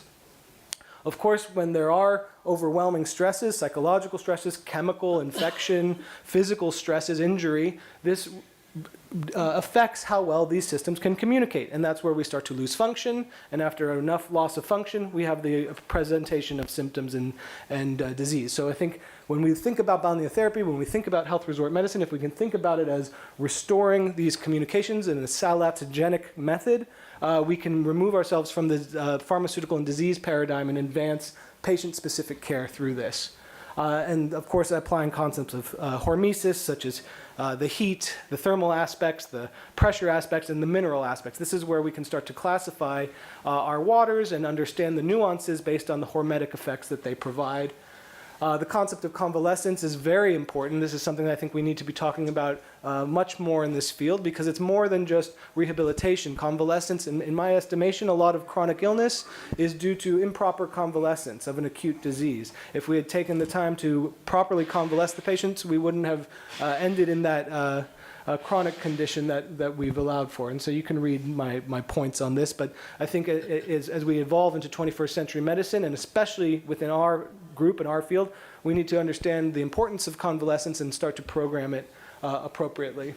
And then the last thing I'll say is that the health vacation as a third space in healthcare. I think that when we think to the future of balneotherapy, we need to question this and how we are going to approach this. So not hospitalized medical treatment centers, thermal resorts, thermal stations, what have you. They're in a position to step into the expanding need of 21st century healthcare. We have the societal benefits, the economic benefits, and those intersections that I mentioned. This is how we kind of look to this space. So research efforts, coordinating our advocacy, that our individual groups and we as Femtech come together. We need to have conversations. We need to advance the conversations. We need to share our research, these things that we are doing. This is how we develop best practices, and this is how we move in this field. So these efforts, the medical field will continue to expand and meet the needs of the 21st century. And again, I could talk for an hour on any one of these slides, so I hope this was a good overview that stimulates conversation and that we can continue these conversations moving forward. Muchas gracias. Should I read the next one? Thank you. Very, very, very interesting presentation. Thank you so much. And integrative and multidisciplinary rehabilitation with health resort is a very neat and important part of medicine. Thank you. Thank you. So we move to the presentation of Florana Menendez about balneotherapy and wellness, a strategic alliance for health, socioeconomic, environmental conditions and sustainability. Buenos días a todos. Gracias por estar aquí y compartir con nosotros este congreso. Y yo quisiera, antes de comenzar, darle las gracias a las autoridades de Ourense y Norte, porque es gracias a ellos que nosotros podemos estar aquí, y al profesor Maraver, que se ha ocupado de este programa científico que verdaderamente ha sido un éxito junto a los otros miembros de la FENTEC. Ahora, mi presentación... Mi presentación tiene mucho que ver con las anteriores que se han realizado hoy. Es más general, pero creo que es un recordatorio porque en eso estamos trabajando en la FENTEC. Entonces, ¿qué pasó? Ok. Ahora, nosotros queremos comenzar a hablar de la salud y el bienestar como un futuro prometedor. ¿Por qué? Porque las Naciones Unidas para la Agenda 2030 del Desarrollo Sostenible hablan de transformar el mundo, porque es una visión muy ambiciosa para esta nueva era de desarrollo mundial. Tenemos 17 objetivos de desarrollo sostenible con 169 metas, por lo tanto es un abarcador, transformador e integrado programa. Pero es un llamado para todos nosotros, para todos los países, para abordar los próximos desafíos sociales, ambientales, culturales, de los cuales vamos a estar verdaderamente trabajando juntos. Entre estos tenemos 17 objetivos, pero ¿cuál nos interesa a nosotros de manera muy importante? El objetivo número 3, que es garantizar una vida sana y promover el bienestar para todas las edades. Este objetivo 3 está relacionado con más de 12 metas de otros objetivos, quiere decir que es muy abarcador.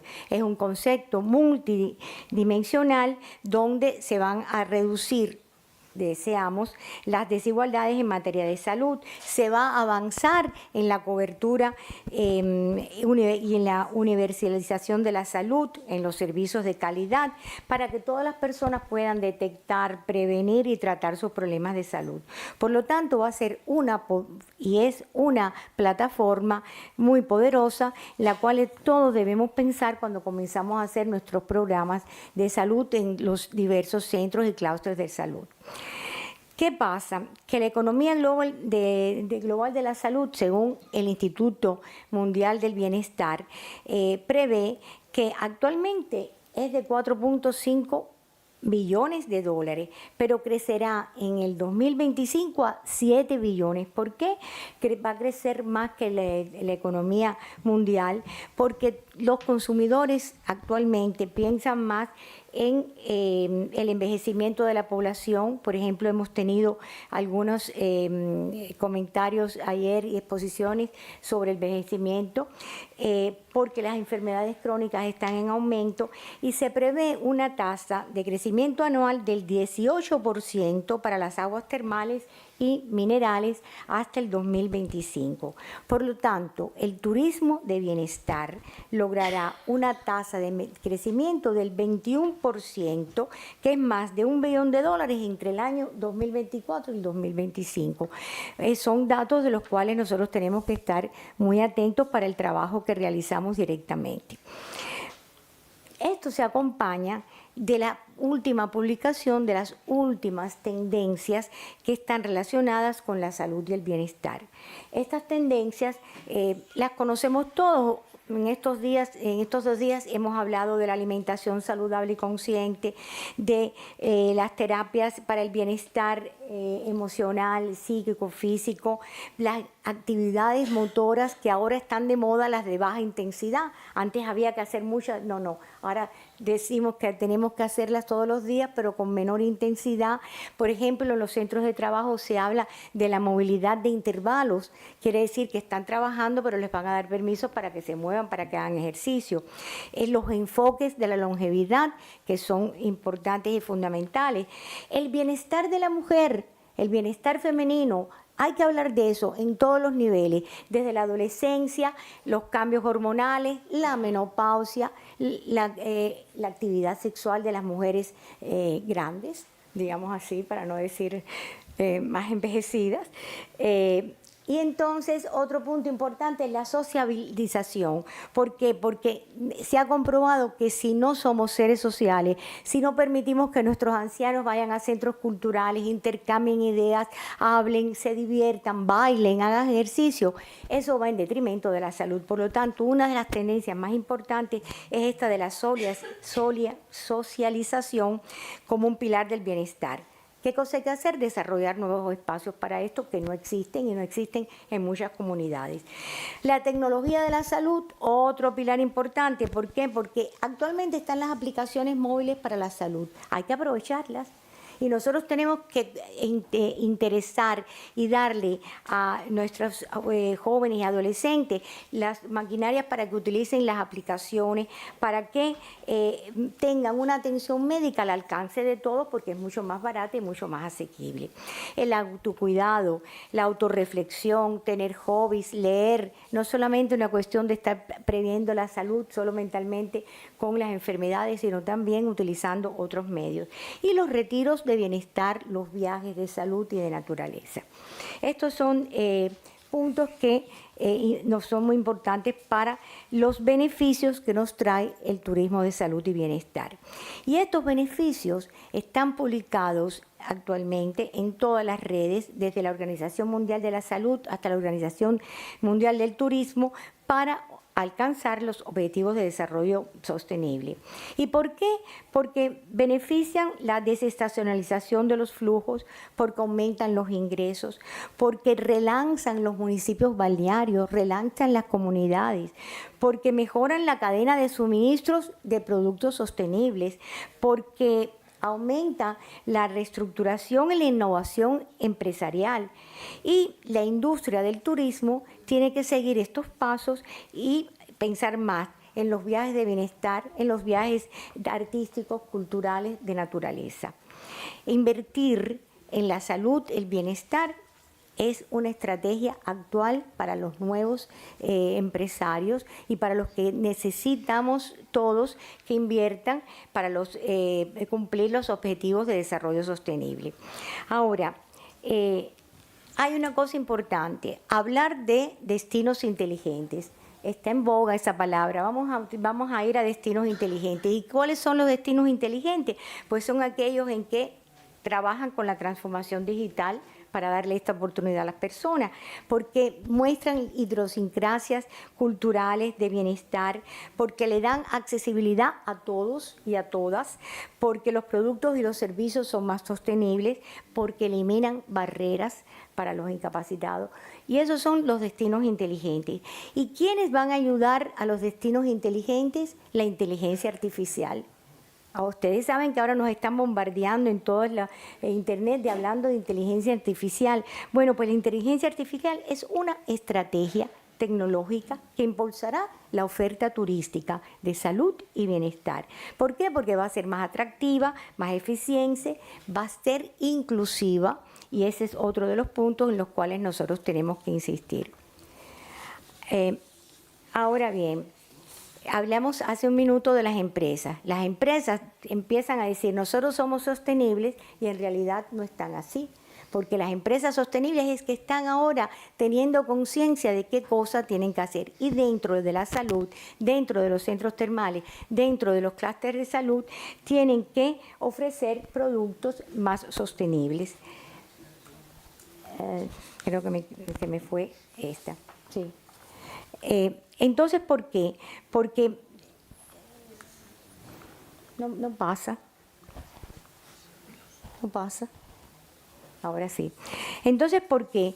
Porque tienen que tener un uso responsable de los recursos, de las energías renovables, de los compromisos que tienen que tener las empresas con la diversidad, con la equidad, con la inclusión, porque tienen que mejorar el potencial individual y las diferencias que existen en muchos países de discriminación y de diferencias sexuales.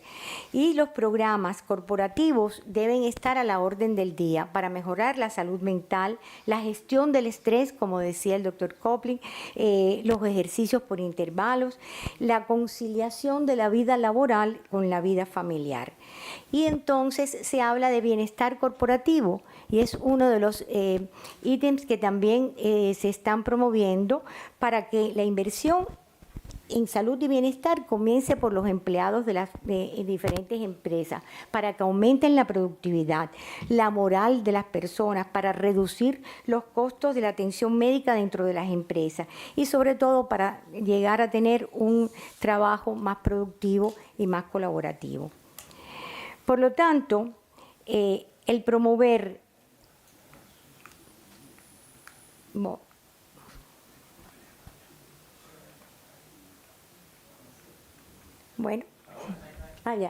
Por tanto, para promover un futuro sólido y sostenible del sector de turismo de salud y bienestar, aquí tenemos una serie de puntos donde es importante considerar las terapias hidrotermales como servicios esenciales de salud, porque son eficaces para la actividad de salud, porque reducen el riesgo de enfermedades crónicas, porque estimulan la capacidad del sistema inmunológico, porque dan beneficios psicológicos del estrés, contribuyen a la conexión interpersonal, fomentan la resistencia sanitaria.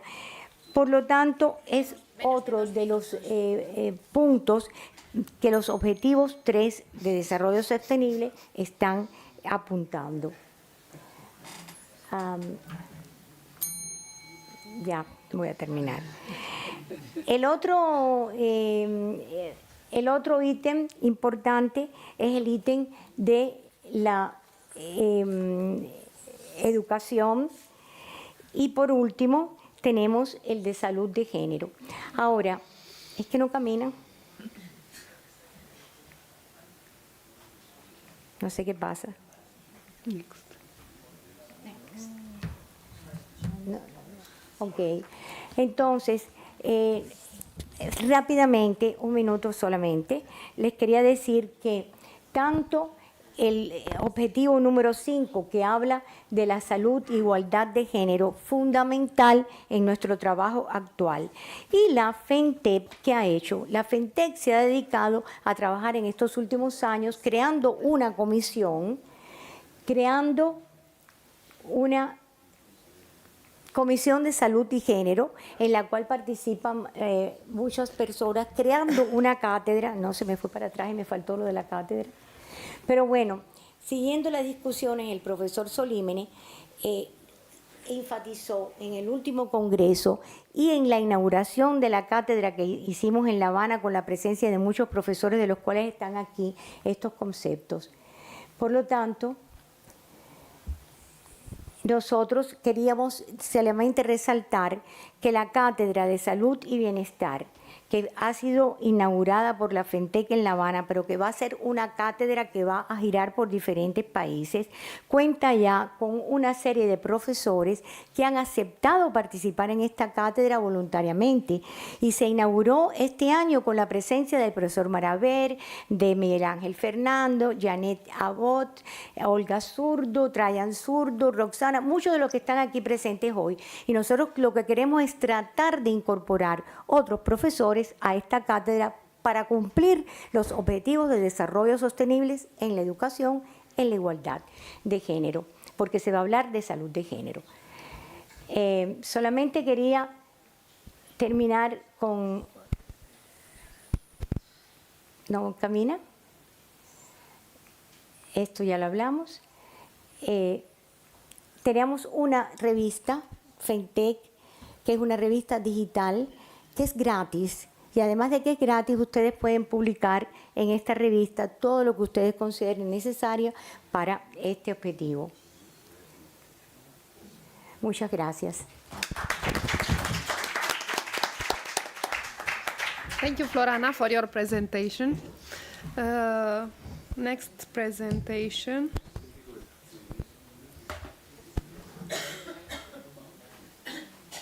Edgar Torres Faico, Bienestar Regenerativa. ¿Ya fue? Ok. Ok. Siguiente es... Los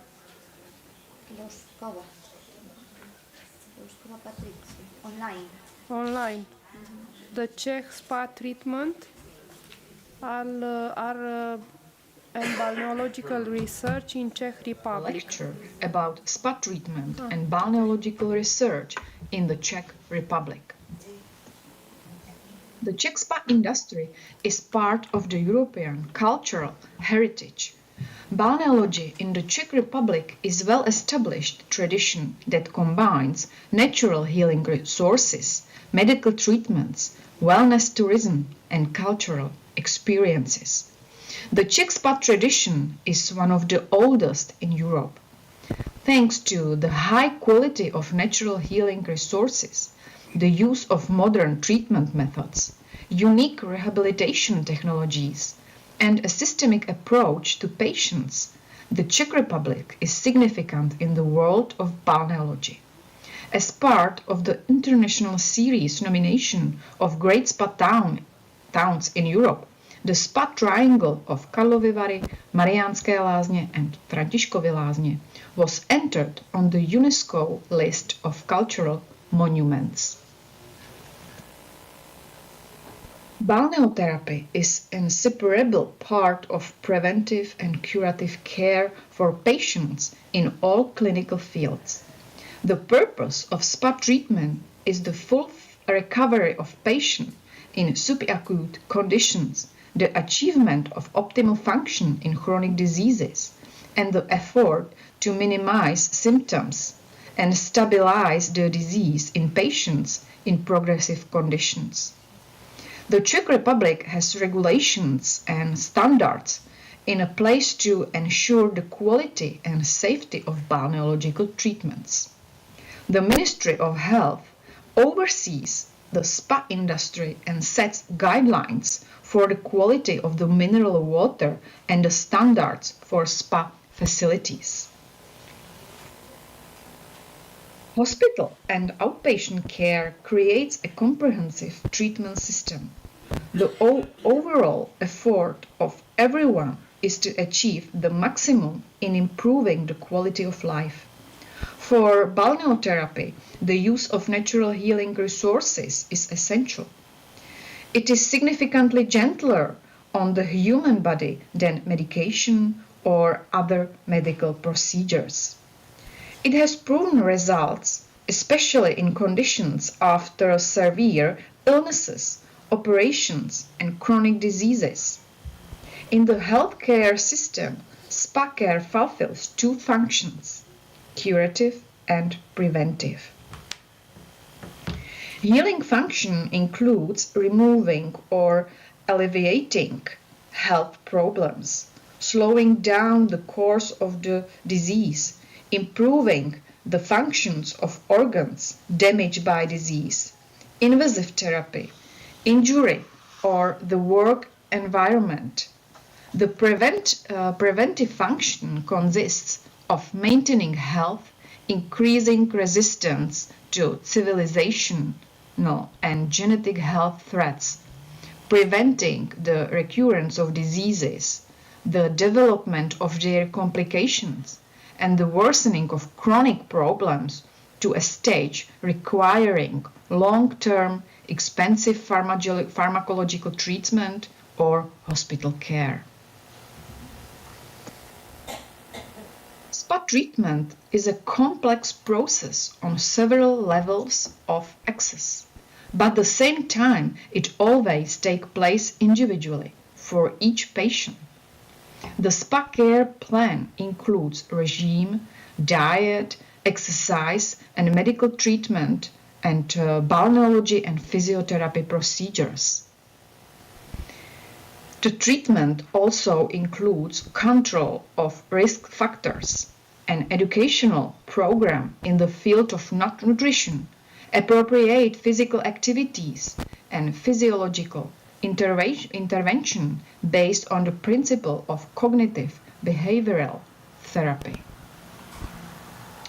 The selections of suitable patients for spa treatment or of diseases requires not only knowledge of indications but contraindications, but also simultaneous assessment of secondary concomitant diseases. Both the patient and the recommending doctor must know the appropriate and inappropriate time to perform spa care.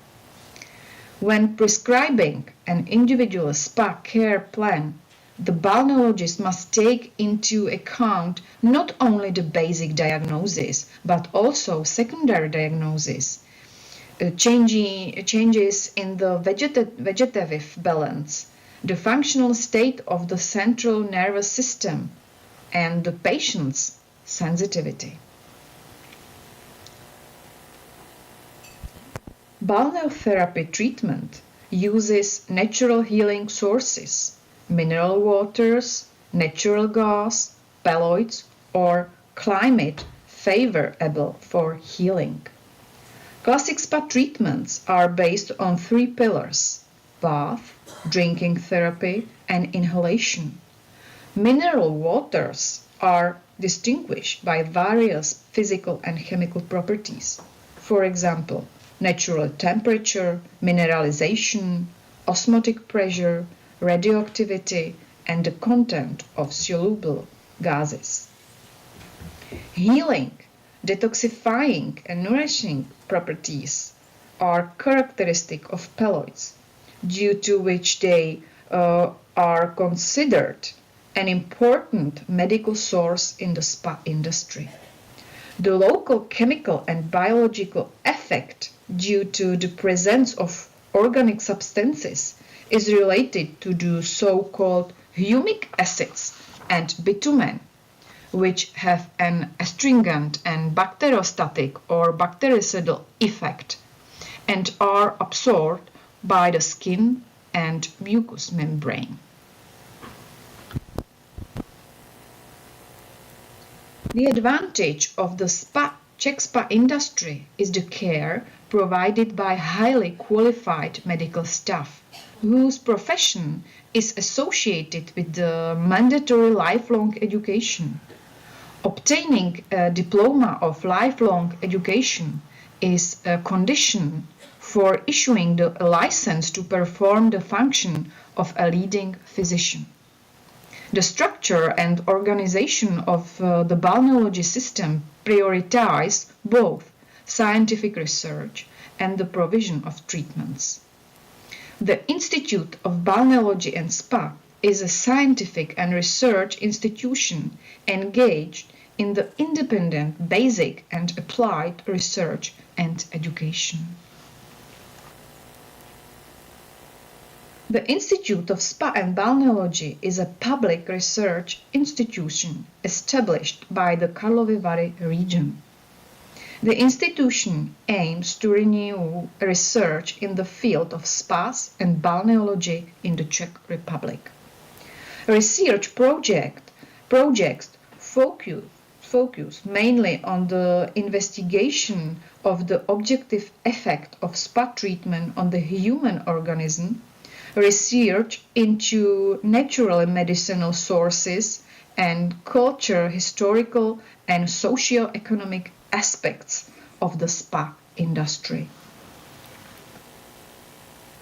The medical part of research is a key step in restoring and expanding the role of spas in preventive and curative medicine in the Czech Republic. In connection with the spread of so-called civilization diseases, among which we include obesity, diabetes, hypertension, psychological problems including burnout or depression, spa care plays an important role in the fight against so-called primary risk factors, such as lack of active movement, improper lifestyle, stress, and negative environmental influences. Natural healing resources are of vital importance for the existence of spa places. Therefore, it is necessary to introduce and implement a methodology focused on the protection, management, and development of the landscape cover of spa places. Environmental sciences focus on a comprehensive understanding of the issue of spa therapeutic landscape based on the main principle of the European Landscape Convention. Socioeconomic science focus on a research on the existence of a spa site and its development potential from both macroeconomic and regional perspective. They deal with calculations of the socio-economic impacts of selected activities with the spa industry. And I would like to thank you for your attention.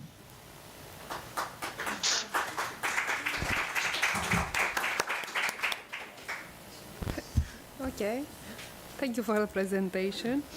We present next. It's also an online presentation. Husseini Alina, the concept of spa treatment landscape.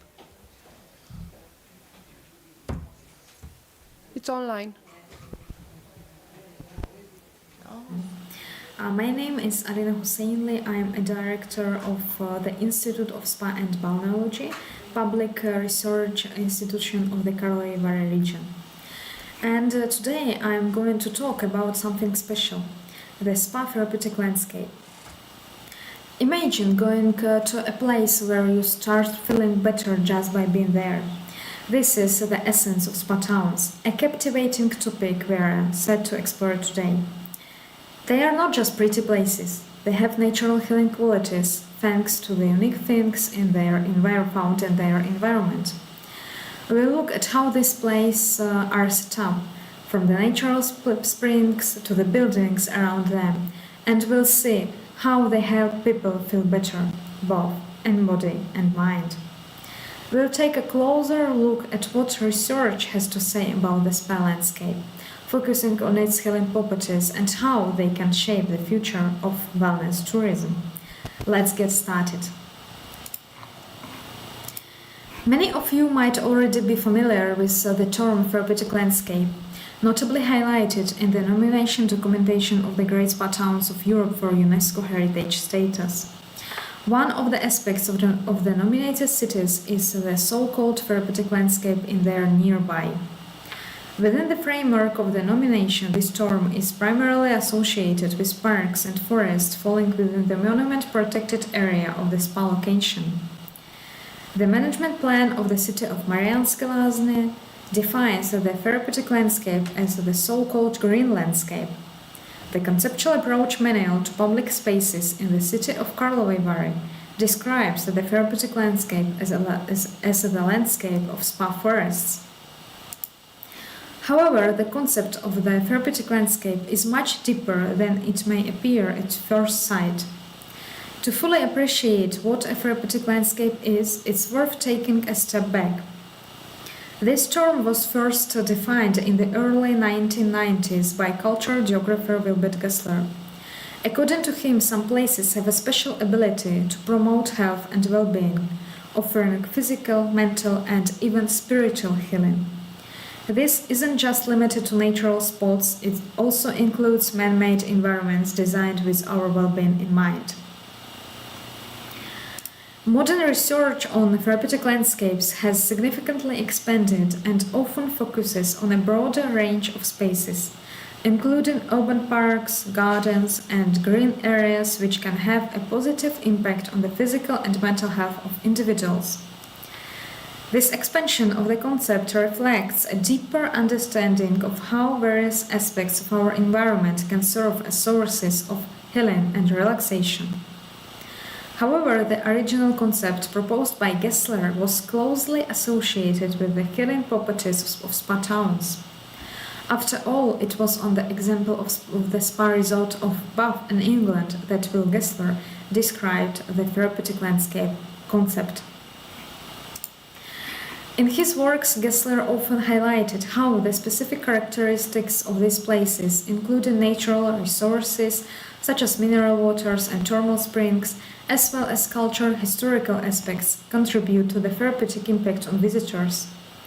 So when we talk about modern research, it is important to remember where this idea started and to keep learning about what makes spa towns unique in the context of therapeutic landscapes. The question arises, why do I focus so much on spa towns and what sets them apart? The answer is obvious.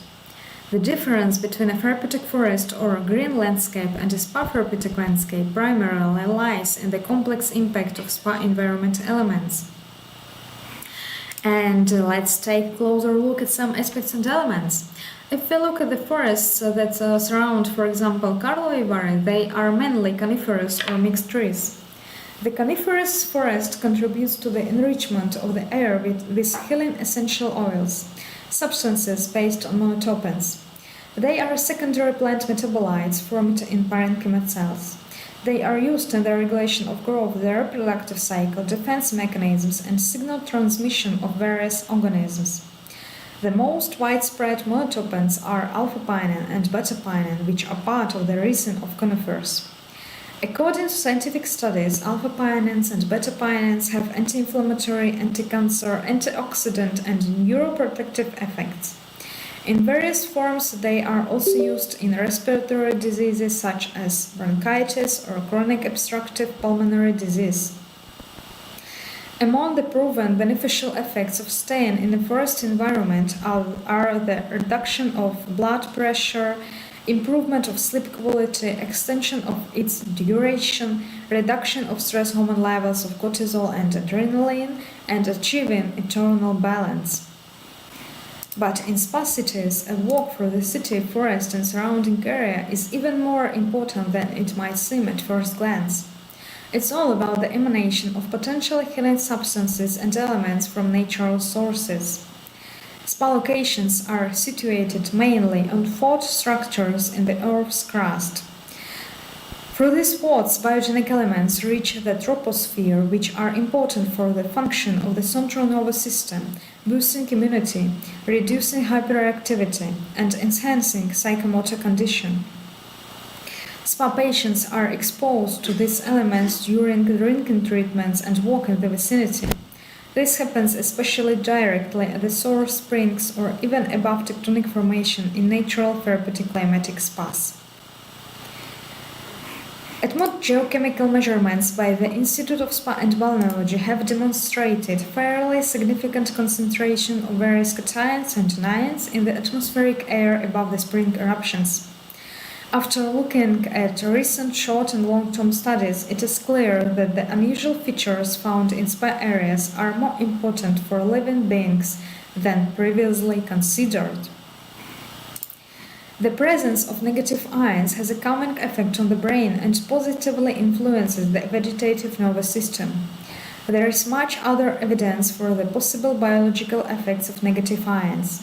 The action of these particles increases the affinity of hemoglobin to oxygen, which improves blood oxygenation and thereby increases the body's resistance to some anaerobic viruses. The effect of negative ions has been studied in the treatment of respiratory diseases, blood circulation disorders, the initial stages of hypertension, Parkinson's disease, the treatment of skin diseases, and chronic depression. Even if we find ourselves in an environment abundant with negative ions and alpha-pions, the spa landscape offers more unique attributes that contribute to its healing nature. The thoughtful inclusion of aesthetic components and well-designed architecture plays a significant role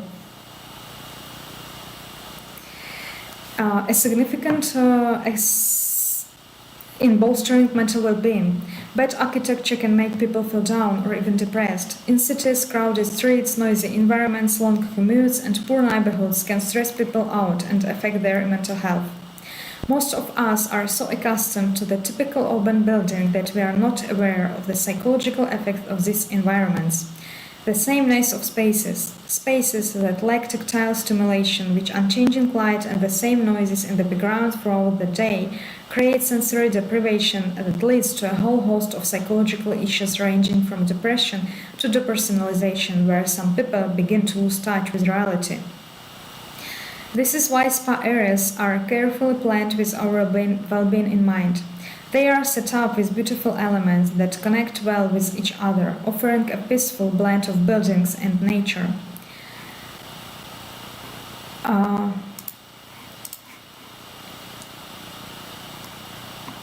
This thoughtful planning helps to remove unpleasant parts and boost the healing power of the spa environment, making it a great place to unwind and heal. Today, my focus is not only on physical health, but also on mental well-being. It's worth noting, though, that primary emphasis in Czech balneology remains on rehabilitation following severe illnesses or managing chronic diseases. However, in the contemporary world where the pace of life is continuous, overlooking the importance of mental health is nearly impossible. Let's look at the stats. In Europe, antidepressant consumption has doubled in the last 20 years. The Czech Republic recorded the highest increase with 577%. Data also shows a dramatic increase in anxiety and depression during the COVID-19 pandemic. Recently, there is a considerable buzz around practices like mindfulness and yoga as tools for enhancing mental health. However, it seems that a visit to a spa resort might just be the superior option. These visits provide a holistic healing journey addressing both our mental and physical health, offering a haven for complete regeneration. Our surroundings, more often than we realize, play an essential role in shaping our mental and physical health. Spa towns are a great example of this because they are designed to help people feel better. These places, thoughtfully made for healing, offer a mix of nature, water features, and history. Each part, whether it's a spring, path, or old landmark, adds something special to the whole experience. The concept of the spa therapeutic landscape presents a huge perspective for the development of spa towns, where the focus can shift from merely being sites of spa hotels to becoming hubs of holistic wellness. By integrating modern research with the traditional healing properties that spa towns offer, we can envision a future where spa towns emerge as leaders in promoting health and well-being. Through innovative urban planning and infrastructure design, these towns can serve as models of how to harmoniously blend nature's bounty with human ingenuity. This is why it's so important to pay attention to the protection of the environment and cultural heritage.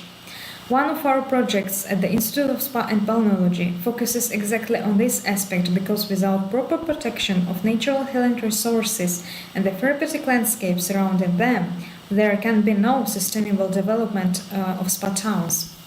By working together, we can keep these places developing for future generations. And if everything goes according to plan, in 50-40 years, for example, Karlovy Vary will look like this. And by the way, this image was generated by artificial intelligence. So, thank you for your attention, and I'm looking forward to future collaborations on this topic and many others. Have a nice day and thank you.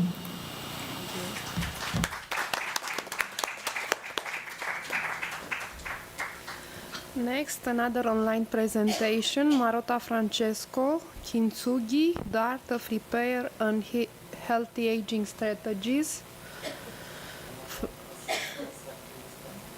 No? Next? Okay, next, our colleague from Nigeria, Kitso.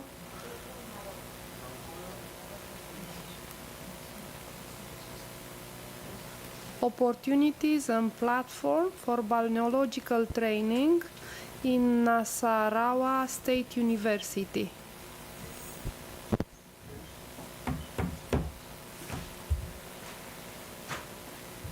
I have 10 minutes to start with.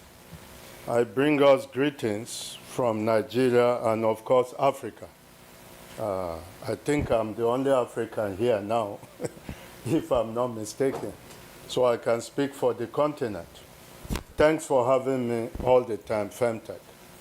I will take 1 minute and do something out of my 10 minutes. Yes, I want to present because Professor Umberto Salomeno put Nigeria on the Femtech map. It was his vision. We give him the total credit. He remains golden on our hearts, especially in Nigeria and Sub-Saharan Africa. So we have a special tribute for him, and I read it before presenting. As the entire balneology family globally celebrates you on the occasion of the 74th Congress in Ourense, Spain, we in Nigeria shall continue to celebrate your very impactful life and times. To us, you are a continuous legend who has only transited to the glorious beyond. Thanks for putting Nigeria, the only sub-Saharan country, on the Femtech map. See you someday on the other side.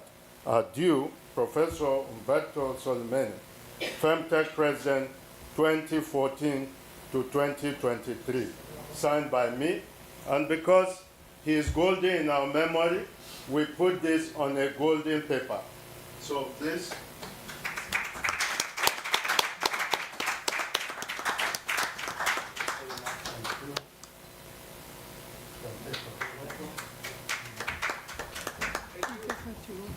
Thank you. Yeah. Finally, I passed through Poland, and your friend, my mentor, Professor Elena Ponikowska, asked me to say hello to all of you. She misses you. Jacek, our president, is here, and he supported this trip. Yes, I have to jump this. We have gone through it already. And of course, this is the evidence of the impact of Professor Soleimani. You can see Nigeria here. We have biological resources, no doubt about that. These are results that you can go through.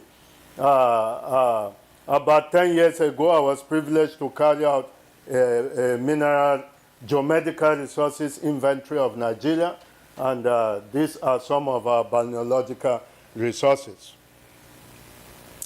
This is the map, the first one, also produced by me, the first map of Nigerian biological resources.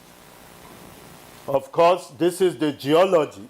There is no way we can separate between the natural egress of mineral waters, mineral clays and muds, and the geology of their host environment. Okay? Of course, this was the Nigerian prospect for geotourism and health resort medicine, and it was tied to analysis of first from this region. This is Nigerian oil-rich region, the Niger Delta. So we looked at produced formation water, the PFWs that come in association with oil and gas, petroleum, and they had all this range of pharmacodynamic elements up to the northeastern corner. Of course, another evidence in support of the resources existing. Another evidence, this is pictorial view. This is why I love to be in Femtech congresses, ISMH congresses, IMGA. IMGA is an International Medical Geology Association, where I am on the International Executive Board. It's a congress that brings together geologists, medical geologists, and medical doctors, physicians. So this is our posted. You might compare Beijing in Czech Republic, the paper that just passed, and in America, in Australia, in where we are, in Ourense. Look at the level of development. So big gaps to be closed. Look at Beijing. It's at its very traditional, crude level. There is hope. I'm happy. I know that Dr. Copeland will be glad to hear this. This was done by the federal government of Nigeria just 3 years ago. FG approves bill. FG means federal government. Approves bill for establishment of Council for Traditional, Alternative, and Complementary Medicine practice in Nigeria. Big door, big window for balneology and physical medicine open. Of course, we have been publishing these results in different research outlets, and we will keep doing that. But we want to go beyond results. We want to go beyond research. We want to delve into training.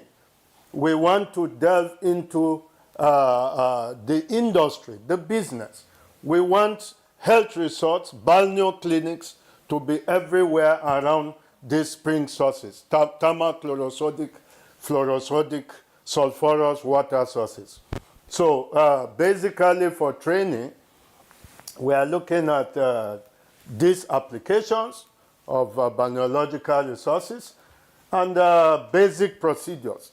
This will guide the development of the curriculum because it is easy to train people in bathing therapy, inhalation therapy, irrigation, and drinking therapy. It is not rocket science. It is science that professionals like you are experts in. So, of course, in Africa, in Morocco, there is the Mole Yaqub spring, which is a good inspiration because it is on the African continent. So if there is some thermal medicine practice in Tunisia, in Morocco, why can't it be in West Africa, Sub-Saharan Africa. The question is for us to answer together. You are the experts. You are the best hands, the best people that can keep developing and expanding this practice, the learning and teaching of this discipline all over the world. Not only in Europe, not only in Asia, not only in Latin America. I will skip. This is still Morocco. Moving forward, we have done analysis, like I told you. We have been on this journey for long. You can see my name here. This was 2011. we were there to sign the Balneo Declaration. But we want to go beyond this point. We have started a clinical trial with the Federal Medical Center in Kefi, where my university exists. It is checking the efficacy of thermal chlorosodic waters on compromised HIV and HIV patients, the CD4 count level. So we have even started some digitalization of the effort. We have done the Aquamed or Balneo check to help analysis, because softwares for analysis of medicinal waters are rare, they are scarce. You want to Google and buy, you hardly get them. So we have gone to this extent in research. We have proposed the first prototype Balneo clinic. I hope our friends from America and Australia can help us build this hospital beside one of the springs in Nigeria. But practically, we have been visiting. This is a king. He is the chancellor of my university. He was in Poland to discuss development of this sector. This is our friend in Nigerian dress, Professor Elena Ponikovska. And this was it. That is Jacek. Jacek again. Again, we have been coming. Another visit by the king. And okay, I will go back. Take it. Take the photo. Okay, good. And then this is where we are today. We have established a faculty of medicine and the Jose Centeno International Center for Medical Geology Research. It's the first in the world, this center in Nasarawa State University. There is a working group. We are now seeking partners and we are developing curriculum. In 1 minute, I will be done, or less. 2 minutes. Okay, 2 minutes, thank you. This is the new faculty building of medicine. This is the Jose Centeno Center. It's in the building. And Jose Centeno, by the way, is an American. He's from Puerto Rico, and he is the first president of the International Medical Geology Association, a founding father of medical geology globally. So we named this center after him.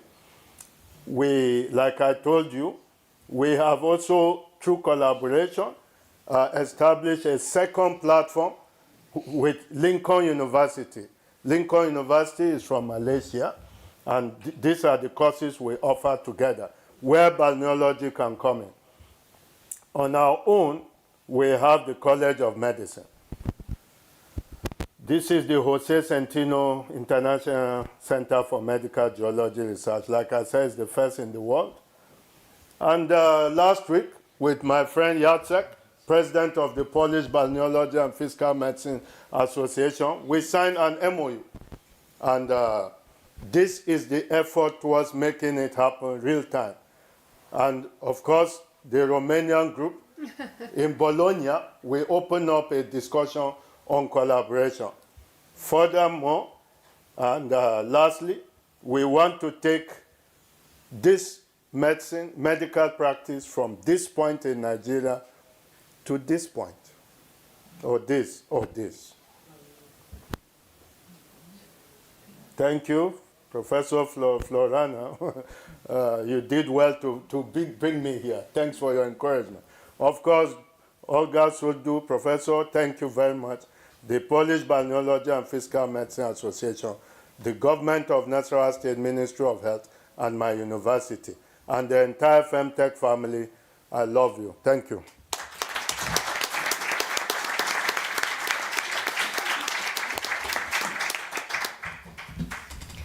Super, dear Kitsu.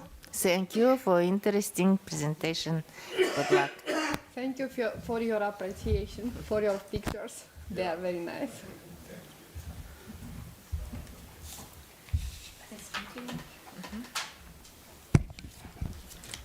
So we have now another online. It's okay? The next one from Morocco? No? No? Okay. No, but from Morocco. Mohamed, no? Entonces, el doctor Maraver será el encargado de presentar este trabajo, que tenemos también como autores, además, a la doctora Lorena Vela y a José Antonio de Gracia, sobre la evolución de la docencia de la hidrología médica en España. Buenas tardes. Indudablemente un imperativo de conciencia nos obliga a recordar la figura del amigo Humberto. Desde hace 12 años que colaboramos o participamos a título personal y por la generosidad, el bien hacer, la amistad de Humberto, no podemos menos que ser legado de su obra y desear a la familia Fentec, en la que nos sentimos partícipes, la sabiduría de saber continuar el legado que él nos ha dejado, y con mucho gusto paso a intervenir. Con parte del equipo y sobre todo, no sé si quedó allí claro que vivimos o estamos en una situación un poco particular en el campo de la docencia de la hidrología médica, de la preparación de los médicos hidrólogos, con la ayuda de colaboradores de la escuela. Nos ocupamos de preparar esta intervención para ver un poco dónde venimos, dónde estamos, como punto de apoyo a lo que está por venir. Cuando nosotros hablamos de la docencia en nuestro país, yo hago referencia a la docencia en nuestra universidad, y prácticamente ahí encontramos o podemos intuir. ¿El botón del medio? Sí, el del medio. Pero el del medio se resiste, bueno, ya, como en otras situaciones anteriores. Prácticamente podemos intuir claramente tres facetas o tres hitos en la docencia de la hidrología médica en nuestro país, así como todo lo que es legislación de aguas mineromedicinales y todo lo que es la participación, la dirección de los servicios médicos. Tenemos en nuestro país una legislación específica desde 1816 con la creación del Cuerpo de Médicos de Baño, a la docencia de la hidrología médica a la universidad, a la Facultad de Medicina, en este caso de la Universidad Central. Como decimos, hay tres hitos importantes que serían, por un lado, cómo se inicia esta docencia, qué circunstancias se dan, que podríamos en este primer punto hablar de 1876, un segundo hito que es cuando ya existe o se crea la Cátedra de Hidrología Médica con cuerpo o profesorado específico para la docencia de hidrología médica, que habría que situarse a principios del siglo XX, 1912, y otro hito importante, por supuesto, considero que es la creación y la puesta en marcha de la Escuela Profesional de Hidrología Médica, es decir, cuando los profesionales en ese examen a nivel nacional, como es la DIAMIR de todas las especialidades, se forma específicamente en hidrología médica, que podríamos concretar en una fecha que sería 1980. Son hitos que coinciden en una situación del país específica. Si el primer hito estamos hablando de la hidrología en 1876, pues estamos hablando de un país donde después del sexenio liberal, después de una primera república, después de dos monarquías, de nuevo estamos en pleno periodo de restauración, que en el campo de la hidrología médica se especifica o se notifica en dos aspectos muy importantes. Por un lado, se vuelve a potenciar el cuerpo de médicos de baño y se generan dos circunstancias que son muy favorables para el desarrollo de la hidrología en nuestro país. Por un lado, en este cuerpo de médicos de baño se crea el escalafón.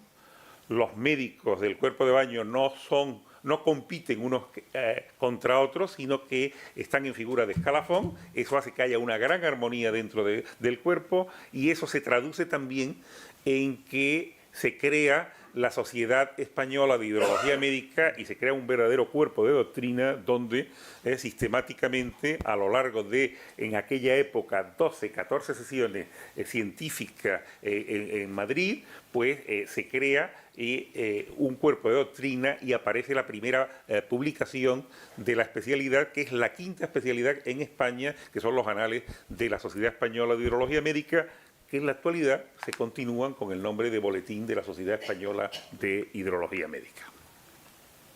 Estamos en 1876 y en la Facultad de Medicina hay una asignatura que es la farmacología, arte de recetar y balneoterapia, que es donde se incluye la primera docencia específica en nuestro país de hidrología médica.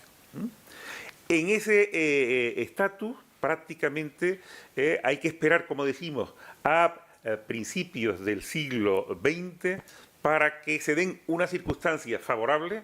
Por un lado, ha madurado ya todo lo que es el sistema de restauración, que va a continuar hasta la República, hasta los años 30, y se dan unas circunstancias muy favorables. El país, poco a poco, se está superando del trauma de las pérdidas coloniales, pero se dan unas circunstancias muy favorables, y es que se nombra un ministro de Instrucción Pública, lo que sería hoy un ministro de Educación, que casualmente es médico, que es médico del cuerpo de baño, y aprovecha para crear en la única universidad que se hacía el doctorado en nuestro país, para crear la cátedra de hidrología médica. Y desde ese momento ha sido imprescindible para trabajar en un balneario, desde ese año, pues cursar la asignatura del doctorado de hidrología médica, igual que la asignatura de análisis químico en la Facultad de Farmacia. Pero un hito importante, por supuesto, es ese año 1912, en el cual se crea la cátedra de hidrología médica. Y por último, otro hito importante desde el punto de vista de la docencia es el año 1980, que es cuando empieza en realidad a desarrollarse, como decimos, vía MIR, la especialidad de hidrología médica en nuestro país. La administración llega al convencimiento que el sistema de funcionar de los servicios médicos de nuestros balnearios, recordemos que nuestros balnearios son centros sanitarios, es no el habitual desde 1816 a partir de médicos del cuerpo de baño, sino a partir de profesionales que accedan con vocación de desarrollar su actividad vía MIR, pues que adquieran los conocimientos para funcionar en este tipo de establecimientos. Y desde 1980, pues existe la especialidad de hidrología médica, que, como hemos dicho, y veremos ahora, pues ha estado vigente hasta 2022. ¿De acuerdo? Entonces, si recordamos o vemos cuáles han sido las figuras más relevantes, pues en estos tiempos, desde que hay catedráticos, pues la primera figura sería don Hipólito Rodríguez Pinilla, que es el primer catedrático. Era, por supuesto, médico del cuerpo de baño, había ejercido en muchos balnearios, había sido catedrático de pediatría, y gana la cátedra de hidrología en 1912. Hasta su jubilación, 1933, es un hombre de un extraordinario prestigio, es académico de la Real Academia Nacional de Medicina, es nombrado miembro del Consejo de Estado, es una figura relevante, tiene un perfil político también muy interesante, y es una persona que desde el punto de vista de nuestra disciplina comienza a incluir los criterios de la disciplina nueva que se está desarrollando de hidroterapia dentro de lo que es la hidrología médica, dentro de lo que es la utilización de las aguas mineromedicinales. Él fallece el año 33, coge el periodo del conflicto civil y hay que esperar ya hasta el año 47 a que llegue otra figura muy relevante, que es el profesor José San Román Roger. Este señor también era médico del cuerpo de baño, tuvo una actividad importante y es el primero dentro de la cátedra que le da mucha importancia y ve ineludible la necesidad de investigar en hidrología médica y crea el Consejo Superior de Investigaciones Científicas, el Instituto Limón Montero, que dependía de la Cátedra de Hidrología Médica. Fallece de forma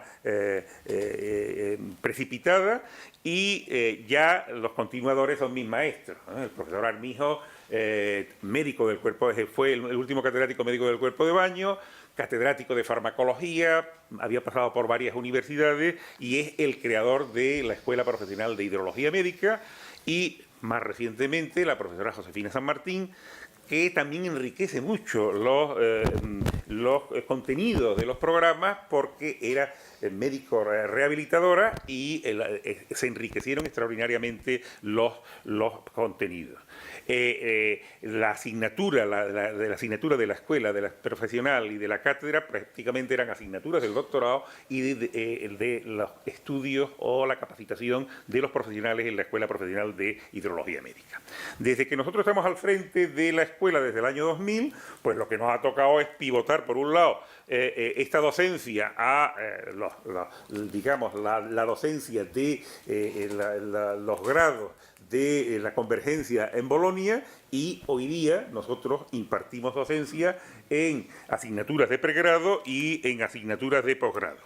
En asignaturas de posgrado tenemos asignatura en el grado de medicina, tenemos asignatura en el grado de ciencia y tecnología de los alimentos, tenemos asignatura en el grado de fisioterapia, tenemos asignatura en el grado de terapia ocupacional y tenemos también asignatura de aguas envasadas en el grado de nutrición. Y en posgrado, pues impartimos docencia en máster de salud, integración y discapacidad, desarrollando todo lo que son aspectos sociosanitarios del termalismo. Participamos, como es natural, como profesor del programa de doctorado de biomedicina, y como tuve ocasión de explicar ayer, pues tenemos ese concierto con la patronal para, a demanda, estos médicos que se están incorporando, que no han recibido docencia al no tener el acceso vía MIR, pues que tengan también la posibilidad de formarse.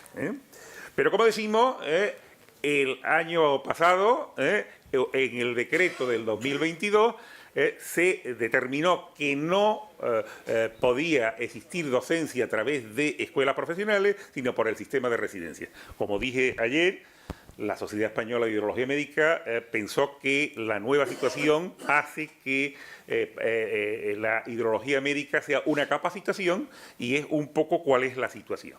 Y termino con un par de imágenes que yo creo que también son indican un poco cuál es la circunstancia. Estamos en una situación crítica porque estamos saliendo aparentemente de la pandemia, pero que al depender mucho del sector del termalismo social del inserso, pues ha costado y hace que incluso haya establecimientos que todavía no han abierto después de la pandemia, y sobre todo lo que ha puesto en evidencia son las carencias del sistema. Ya no es que haya problemas o haya falta de médico hidrólogo, es que hace falta de atención primaria, otras especialidades, y por tanto el momento es muy delicado. Y otra circunstancia que yo creo que es muy relevante, si nosotros vemos este cuadro de la Organización Médica Colegial, hablando de... el puntero no, es el último cuadro que he encontrado en cuanto a la edad, el envejecimiento de los médicos por especialidades. Pues si se fijan bien, pues la especialidad de hidrología quiere decir que entre 55 y 65 años, hace 5 años, pues nos encontrábamos ya con casi un 55, un 56%, quiere decir que en 5 años probablemente sea de las especialidades que estén más envejecidas, y tenemos la necesidad, como es natural, de dar respuesta a esta demanda. Y eso es todo. Muchas gracias, es lo que quería decir.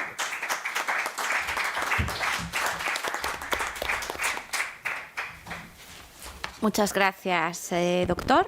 Y pasamos a la última. No sé, Massimo Aliberti. Ajá, perfecto. Massimo Aliberti nos hablará de Disputatio Physica de Termis, by Niels Stensen, desde 1638 a 1686. Io parlerò in italiano, mi scuso per questo, spero che gli spagnoli capiscano lo stesso e per gli altri c'è la traduzione in inglese. Ok. Un ricordo commosso a Umberto Solimene che mi aveva contattato 15 anni fa per collaborare dal punto di vista storico alla sua diciamo, competenza idrologica. E questa è l'ultima relazione, no? Ultima ponenza del congresso, e io spero che la mia relazione sia come il vino dato per ultimo alle nozze di Cana, che anche se era un po' annacquato risultò molto gradito agli ospiti. Allora, vediamo un po'. Ecco. Questo è Niels Stensen. Vediamo un po'. Sì. No, andiamo indietro. Allora, questo è Niels Stensen in abito vescovile. E poi mettiamo questo. Allora, lo scritto oggetto della mia relazione è la dissertazione di argomento idrologico che il giovane studente danese Niels Stensen tenne il giorno 8 luglio 1660 all'Università di Amsterdam alla presenza degli illustri professori Arnold Sengwerd e Gerard Blaes. Niels Stensen, noto anche come Nicolaus Steno, fu uno dei più importanti scienziati europei del secolo XVII. Medico di formazione, praticò con pari impegno sia l'anatomia che la geologia. Umberto Solimene aveva anche una laurea in geologia, oltre che in medicina. Lo Stensen nacque a Copenaghen l'11 gennaio 1638 da una famiglia di orefici. Cresciuto in una bottega artigiana dove venivano trattate gemme ed altri mirabili prodotti della natura, mostrò fin dall'infanzia un grande interesse per le scienze naturali, avendo anche una certa familiarità col medico e botanico Simon Pauli, 1603-1680, fondatore del Teatro Anatomico di Copenaghen. Terminati gli studi presso la scuola di grammatica, dove ebbe come insegnante il naturalista Ole Borch, 1626-1690, intraprese sempre a Copenaghen gli studi universitari di medicina, avendo per maestro l'anatomista Thomas Bartholin, 1616-1680. Nel proseguo degli studi medici, lo Stensen si trasferì nel 1659 all'Università di Amsterdam e nel 1661 all'Università di Leida, dove si laureò nel 1664. Nei medesimi anni ebbe per amico e compagno di studi il naturalista Jean Swammerdam, 1637-1680, che frequentò anche dopo essersi spostato in Francia nel 1664 per continuare i suoi studi e le sue ricerche in campo anatomico.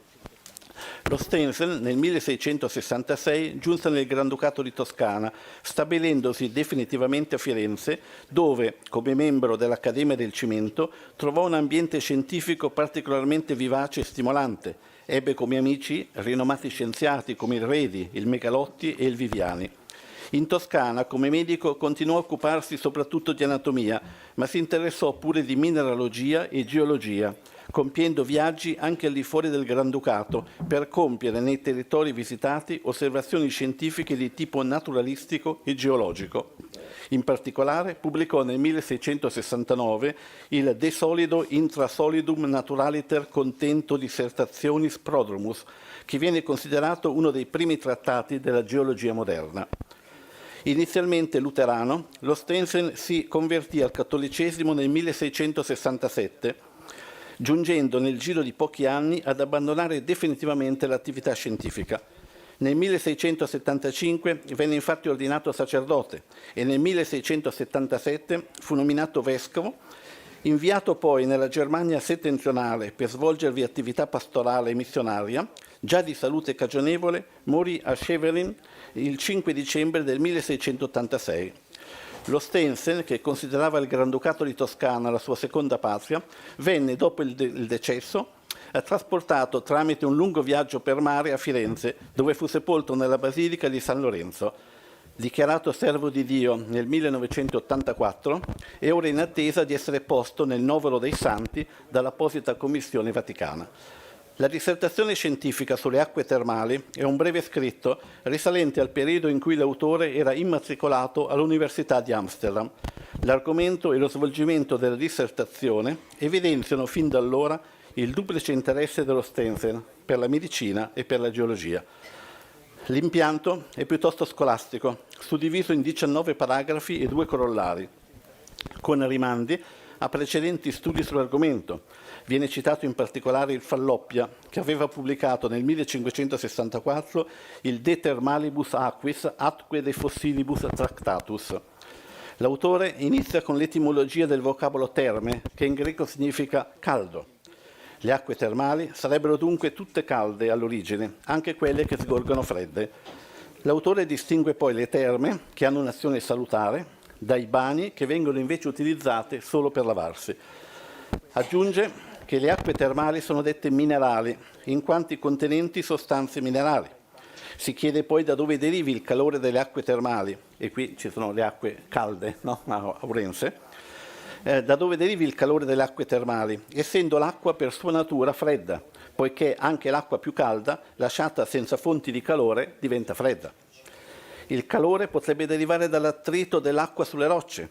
Il fatto che le acque fredde scorrono sulle rocce senza diventare calde può dipendere dalla natura di tali rocce, che sono estremamente diverse fra di loro. L'autore inoltre esclude che il calore delle acque termali possa dipendere dallo zolfo, dal bitume, dalla calce o dalle ceneri contenute all'interno della terra. Non si può tuttavia escludere che più cause, agendo insieme, possano apportare calore alle acque termali. Soprattutto lo zolfo contribuirebbe a tale riscaldamento, essendo spesso percepibile nelle acque all'olfatto e al gusto. L'autore si chiede poi dove abbiano origine le varie qualità e virtù delle acque termali. Esse possono dipendere da sostanze gasose, liquide o solide, entrate a far parte della loro composizione. Possono diventare parte di esse sostanze allo stato liquido, come il vetriolo, lo zolfo, l'allume e la pece, oppure sostanze solide, come minerali e pietre, erose dall'attrito con l'acqua.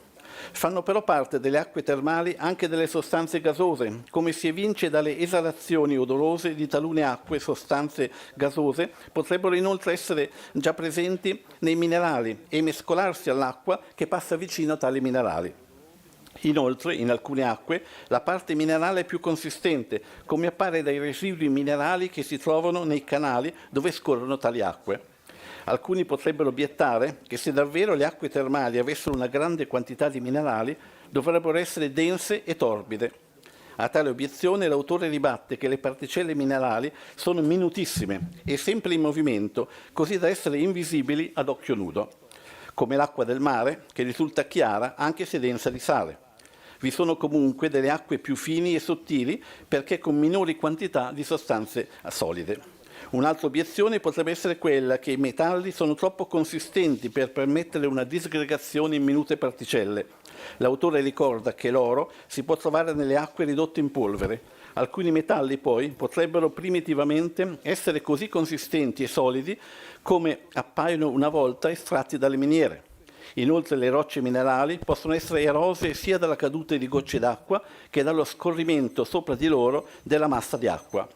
Comunque l'acqua a contatto con tutti i tipi di metallo partecipa della loro sostanza, assumendone le proprietà. L'autore conclude la sua dissertazione con 2 corollari nei quali viene enunciato che le particelle d'oro sono eterogenee e che il ferro e l'acciaio fanno parte di un'unica specie. Il testo analizzato deve essere inquadrato nel clima scientifico e culturale dell'Europa del XVIII secolo.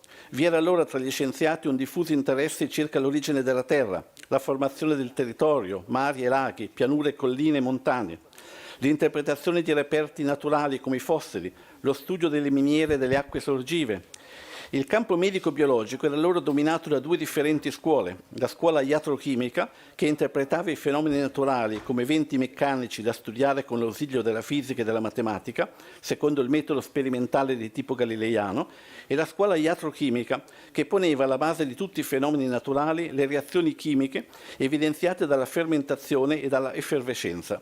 La prima scuola aveva avuto illustri esponenti, soprattutto nella penisola italiana, come il Santoro e il Borrelli. La seconda scuola aveva avuto illustri esponenti soprattutto nell'Europa nord-occidentale, come il Delaboe e il Willis. In Danimarca seguivano i dettami della scuola iatrochimica Ole Borch e Thomas Bartholin, che erano stati maestri dello Stenzel. Nel secolo XVII anche gli studi sulla natura e proprietà delle acque minerali venivano influenzati dal suddetto ambiente scientifico-culturale. Così, ad esempio, Sebastiano Bartoli, nel breve ragguaglio dei bagni di Pozzuoli, di qualche anno posteriore alla dissertazione dello Stenzel, affermava che le vene di acqua fredda derivano da un vasto serbatoio di acqua contenuta nel centro della Terra e che le acque hanno una funzione essenziale nella generazione di pietre, metalli, minerali e fossili.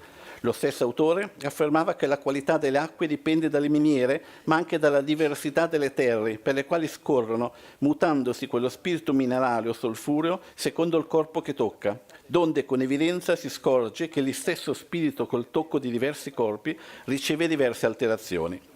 Tra il XVI e il XVII secolo erano comparsi i primi riferimenti alle caratteristiche fisico-chimiche delle acque termali. Così, ad esempio, Gabriele Falloppia, un secolo prima della dissertazione dello Stenzel, affermava l'esistenza di depositi di zolfo in alcune acque medicinali. Così Giulio Iasolino, nel De rimedi naturali che sono nell'isola di Pitecusa, detta Ischia, affermava che l'isola era ricca di miniere di zolfo, allume, nitro, ferro e rame e aggiungeva che niuna acqua è che non abbia in sé qualche metallo pieno di qualche forza e virtù essiccante, che essa sia calda o secco o freddo e secco.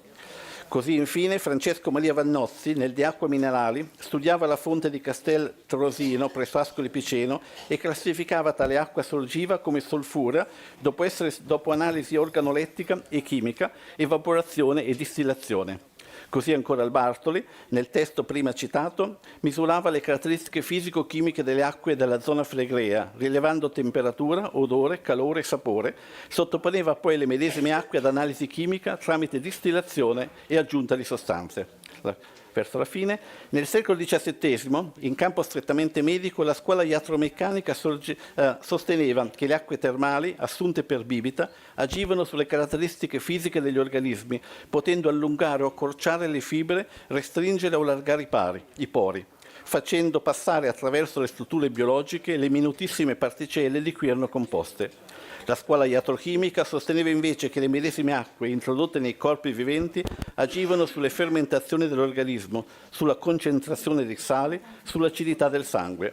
Nella medesima epoca, comunque, le acque sorgive, più o meno minerali, erano abitualmente prescritte dai medici, indipendentemente dall'appartenenza all'una o all'altra scuola, per curare svariate affezioni.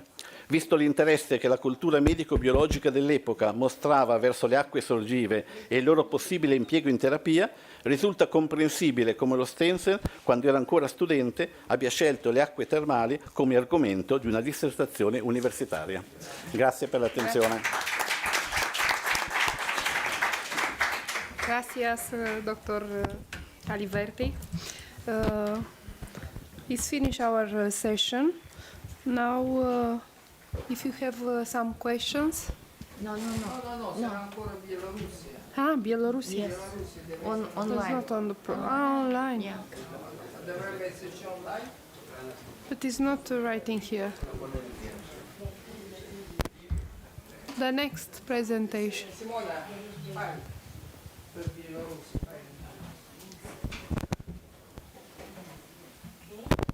Per Bielorussia adesso.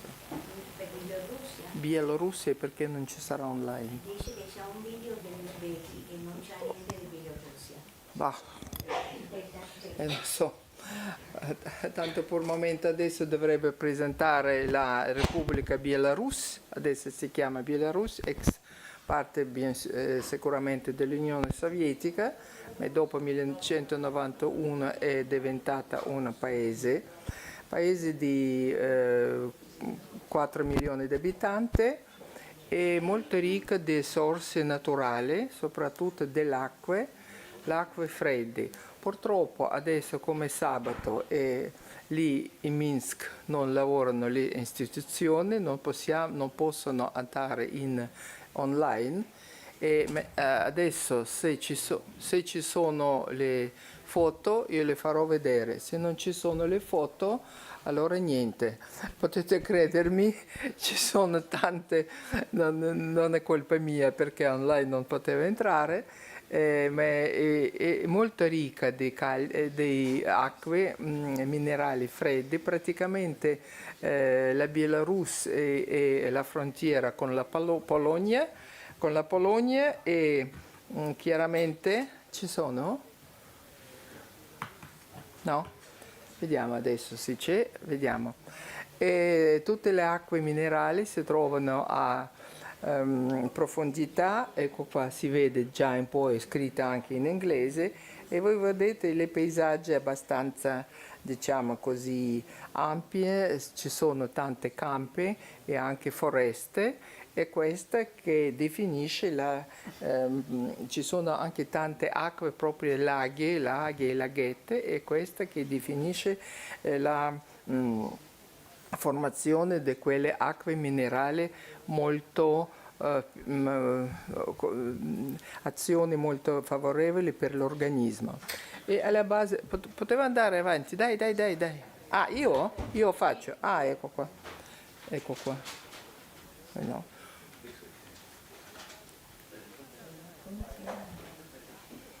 Vai, Simona, vieni qua a aiutarmi. Simona, dai. Ecco qua. Tanto non è il mio tema, così sono venuta proprio, ma può darsi, dopo deve schicciare sopra. Allora, le caratteristiche io penso che sono presentate qua. Possiamo andare avanti ancora? Dai, ecco qua. È interessante che il sistema loro, perché il sistema proprio di sindacati e le persone hanno il diritto, ogni pensionato ha il diritto, sì, qua? Ah, così. E la persona pensionata ha il diritto ogni 2 anni di venire e fare il corso, il soggiorno durante 15 giorni con albergo, trattamenti e anche il spostamento. Quello è proprio il loro sistema sindacale. Poi sul territorio, ecco qua, vediamo, tanto le caratteristiche non le usiamo così, non so se, ecco qua cosa è scritto, tanto potete vedere. E voglio spiegare una cosa interessante, perché sul territorio del Bielorussia si trovano le miniere, ex miniere di sale, proprio sale minerale, potassio, che adesso non sono più utilizzate, e alla profondità di 400 metri loro hanno organizzato un ospedale e noi abbiamo visitato. Alla profondità di 400 metri loro hanno organizzato un ospedale e noi abbiamo visitato con il professor Solimene, ma purtroppo penso che le foto non ci sono qua. Noi abbiamo sceso a quella profondità di 400 metri e lì è proprio l'ospedale dove le persone con le malattie asmatiche e malattie broncopolmonari, soprattutto le bambini, dormono, anche rimangono tutta la notte respirando quelle aspirazioni dei sali di potassio, che è molto favorevole e la Repubblica Bielorussia vuole entrare al FIMTEC. Noi abbiamo avuto un grande rapporto, professor Solimene, con gli esponenti della Repubblica Bielorussia, i viceministri della sanità, e loro hanno mandato la lettera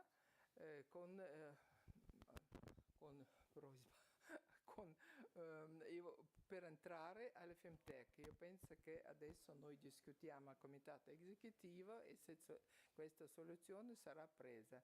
Grazie. Scusate questo inconveniente, però non è la colpa mia.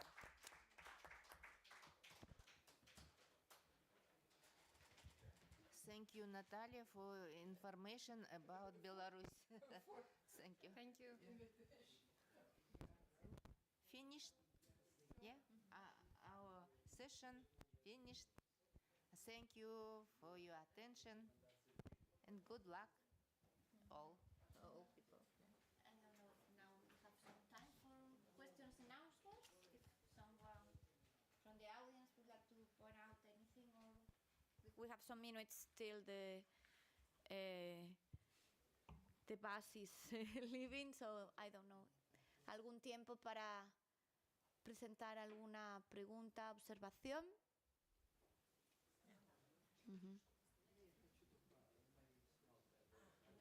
One moment. Please, scusate, tutte le lingue sono confuse già. A nome di Fimtech io vorrei ringraziare, signora, certo. A nome di Fimtech vorrei ringraziare Marita, carissima Marita, vieni qua, carissima Marita. Metti qua. Ringraziare di questa iniziativa di organizzare quel congresso che un anno fa abbiamo già pensato che sarà molto difficile. Mio marito, professor Solimeni, ha saputo bene come organizzare il congresso, quanto costa in senso di fatica, e questo è una lente di Fimtech che lei può utilizzare, come lente, così Fimtech sarà sempre presente nella vostra terra, a Ourense. Grazie mille. Grazie. Bien, para mí ha sido una sorpresa y es una sorpresa muy agradable y es un recuerdo, porque yo la verdad a Umberto Solimene lo he conocido en unos momentos que marcó mi vida porque era un hombre especial, era un hombre que todos aprendíamos de él y yo era una alumna buena, quiero decirlo. Muchas gracias a todos. Grazie. Okay, so some indications. The bus to the Playas Thermal Center will leave at 2 o'clock from this side of the Alameda, in the bus stop that is right here. I ask you to be there 5 minutes before, because the bus there cannot stop during too much time, because it's a place where the police is very, very close. Okay, so people who is going to Layas, the bus is leaving at 2, and you are coming again at 5:30. And for the Galadina, the bus is leaving at 8 o'clock in the evening from the interchange of Alameda. That is on the bottom of the Alameda, you know, opposite on the bottom. If you are in Okaimi Hotel, you only need to go out of the hotel on the left side, and you walk 5 minutes during the street, and it's very close to the hotel. And if you are here in the old city, you could go next to the restaurant when we attended yesterday the lunch, very close to the Oka. And again, only 5 minutes, and it's a special bus stop that we have on the bottom. I will explain in Spanish. Yes, in Spanish. In Spanish. Entonces, ahora a las 2 en punto sale el autobús para ir al centro termal de Layas, al balneario. Sale ya desde aquí, desde la parada de autobús, que está aquí al lado, está de aquí. Entonces sí que les pido que 5 minutos antes ya estén reunidos, porque ahí el autobús solo puede parar para recoger gente y tiene que salir. Entonces ahora tienen... Oh, espérate, hay que decir que van a poner ahora un vídeo de Uzbekistán. Que la delegación de Uzbekistán